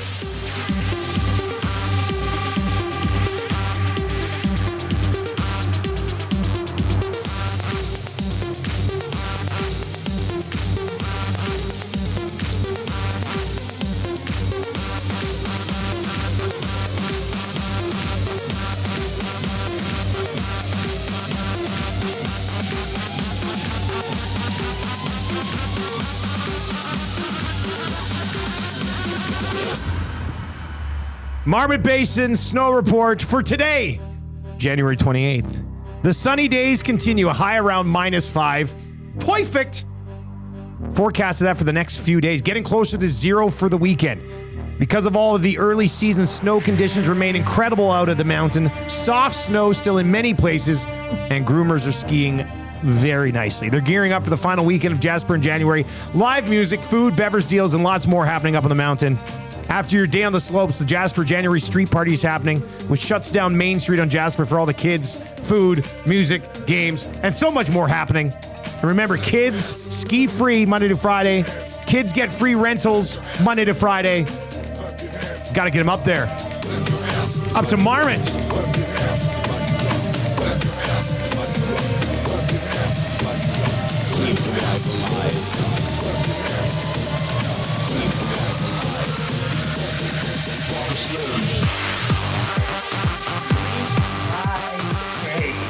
Makes Reed's day. So today I'm leaving the house around 5 o'clock, and my neighbor Keith, the firefighter, he's warming up his truck. His garage door's open. Now what's going on with this guy? So I pull up, unroll the window. Classic neighbor pop by at 5 a.m. I said, "What are you up to?" And he goes, "Actually, I think he was taking his daughter up to Marmot for the day." Because they had a PD day on a Wednesday. Brilliant. In Edmonton Public, I guess, for some reason. Anyway, so they were heading up to the hill bright and early. Love it. Yeah. I said, I said to him, at the time, I said, "Kids ski free." He goes, "I know. That's why we're going." So yeah, be a Keith. Take your kids up to Marmot. Check it out, skimarmot.com. You start giving the full snow report on the spot, hey? Yeah, right away. Well, just so you know, -5 up there today, and the groomers are skiing very nicely. Please get off my property. Speaking of people named Keith, HR Daddy has popped up on the YouTube chat and says, no, Trev will not be climbing on EST time, which is good news because that means when you're done work, you can go climb the building. Yeah. Like as long as you're not on the clock. Yeah, there's a loophole there. Yeah, there's a definite loophole. I think that's why he did it. Yeah. So we know there's a loophole. He wants to wash his hands clean of this. We're out of it. Yeah. Trev's going to climb the building at 6 p.m. tonight. Give it a go. Yeah, that should be... That's a summer thing. When it's nice and warm. Yeah, you're right. It would be tough to climb in these conditions. Nobody would want to do that. Nobody would want to do that. Dudley says, "Hey, Dusty, where were the Stoked guys?" I know. It was a clean. So I couldn't find the edited version when I flipped over to the new computer. So I have to re-edit in the Stoked guys. And I tried it, but the levels weren't good. I got to put it into Adobe and fix it properly. It's on my list of things to do. But thank you, Dudley, for noticing. All right. Let's get into the wrap for William Huff. If you want your place to look as good as ours, get it done at William Huff. Bruce and the Dream Team over there, they're the best in the biz. End of story. WilliamHuff.com. They've been doing it since 1952. All right, what did we learn on the show today, boys? A variety of things. The Sherrod extension in Detroit. Love the Sherrod extension. Catch 22.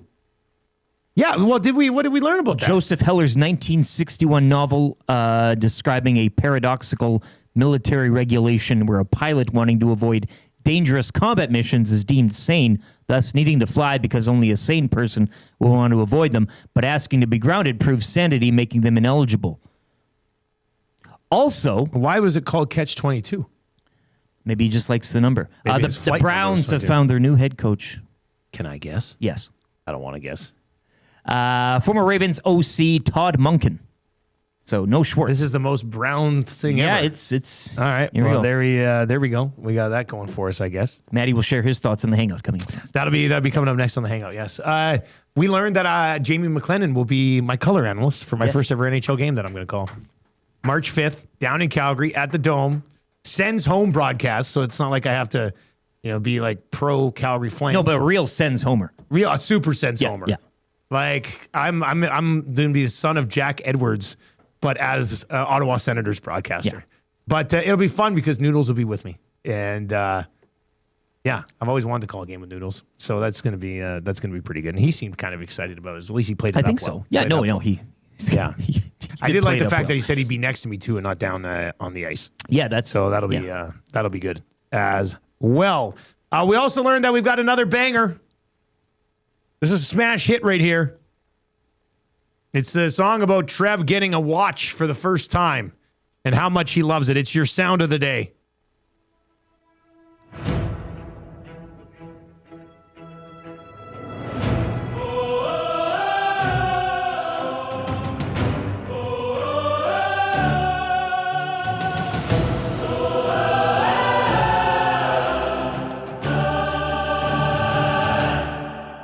He's a small town boy living in the big city.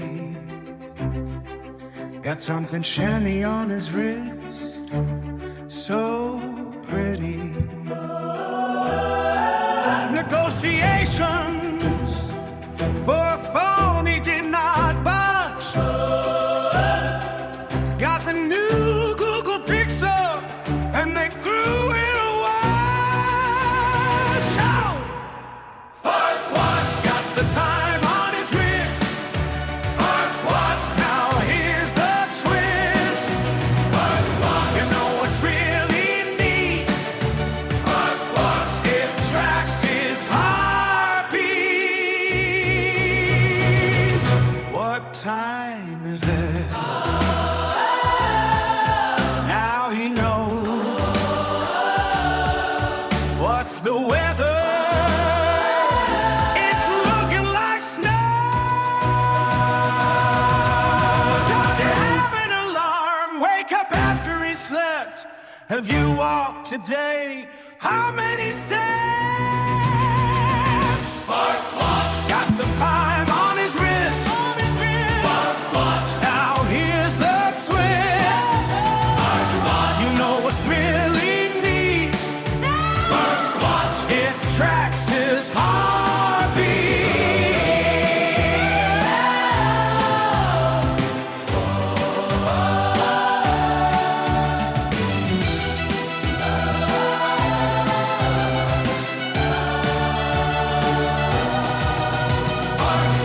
Got the time on his wrist. First watch, Now here's the twist. first watch, You know what's really neat?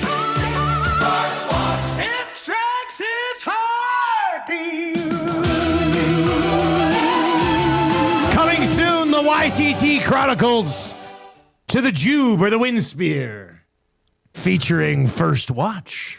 I love it when they do First Watch. I just think it's such a good job. The performances are just brilliant. Yeah. And that's what people will be saying. It'll be in the journal if it still exists by the time we get that done. Wait, the journal doesn't exist anymore. It's the Sun still. Yeah. Whatever. It'll be a review in the newspaper about it. Print media. All right. Let's get to your Royal Pizza text of the day. Royal Pizza, still making it It's been a very fun inbox today. It's been super busy. Paris Jewelers is like, enough. We can't take any more. By the way, Valentine's Day coming up. Don't blow it. Don't be a dud. Be a stud at PJ's. Let's go to this one. I never read it. There's so many texts. We had to gloss over a bunch of them. We were talking about what was the question on free advice for Damon Bunting about the guy. So the boss wants to go out and drink 3 to 4 times a week. So this guy's trying to keep up with him, but he also has a relationship that they're kind of starting to hang out 3 to 4 times a week, and he didn't know what to do. Inferior Woods. I'm not sure Inferior Woods has ever won a text of the day, but he says that guy doesn't want to go drinking with his boss. Who is he? Hernan Salas? Oh, whoa. Oh, well played. Oh, that's a good one. Going back to Hernan bailing after inviting us out to a party. That's a hot take. Yeah, that's a good one. Inferior Woods. Well played, sir. Even Nancel's going to come in today and walk around with his backpack on for 30 minutes like he usually does. And he'll go, yeah, that was good. Yeah, it was good. That was good today. That was good. All right, what are we watching tonight, boys? Our 3-game parlay in the NHL. Yes, we are. What did, let's see what they threw it up at. And of course, Lakers Cavs. Oh, I must not have sent it over to the boys. I'll send it over right away. We were on the Islanders. We were on the Avs. And we were on the Blue Jackets. Yep. So we'll have that coming out. Yeah, Lakers, Cavs. I'm going to be at West Edmonton Mall watching 2 White Mud West teams go at it in U11 hockey. First time Marshall's got to play at the mall, so he's super pumped. First time I've coached at the mall, so I'm kind of pumped about that. And then I'm off the next 2 days as Marshall and I embark on the boys' trip. The boys' trip. First ever boys' trip with me and my son. The boys playing with the boys. We're going to be leaving tomorrow morning. We're going to stop in Calgary and go to a local sports card shop down there. Beautiful. Should be a lot of fun. Get into Lethbridge around 5. Marshall asked me last night, he goes, Daddy, are we going to go check in at the hotel first and then go for dinner with the boys? I said, yes, that's what we'll do. And so we're going to check in, then we'll go for dinner with my buddies. And then the plan on Saturday or Friday is to probably hit the pool and the hot tub a little bit.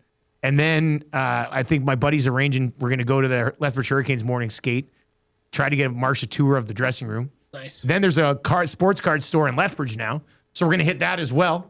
And then we're going to head over to Fernie. And then we got the tournament in Crowson's Pass for the weekend. So beautiful. We'll see how it goes. Safe travels. Yeah, thanks, It's man. Marshall's very excited for it. I'm excited for it too. Get some sleep. Should be pretty. I gotta get that oil change. We'll There's no time for sleep today. All right, we're gonna get you back to classic rock over on 95.7. What do we got coming up? Cannonball from the Breeders. That's on the way. And if you want continuous sports talk, we got you covered too. Download iHeart or tune in. Hop online. Listen, we got the Hangout coming up, the Lock Shop, the Oil Stream, EST Afternoons, and the Reed Wilkins Show all the way up until 6 o'clock tonight. If you're watching on YouTube, hammer the thumbs up for us. Turn on autoplay, and that'll take you right on over. Who's come up the stairs here today? Who do we... Jasmine. Jasmine Belzy. Yeah, okay. So your regular Wednesday crew. That's going to do it for us today. For YouTube Trev and Lieutenant Eric, I'm Dustin Nielsen. I'll talk to you in the Lock Shop at 11. Take it easy.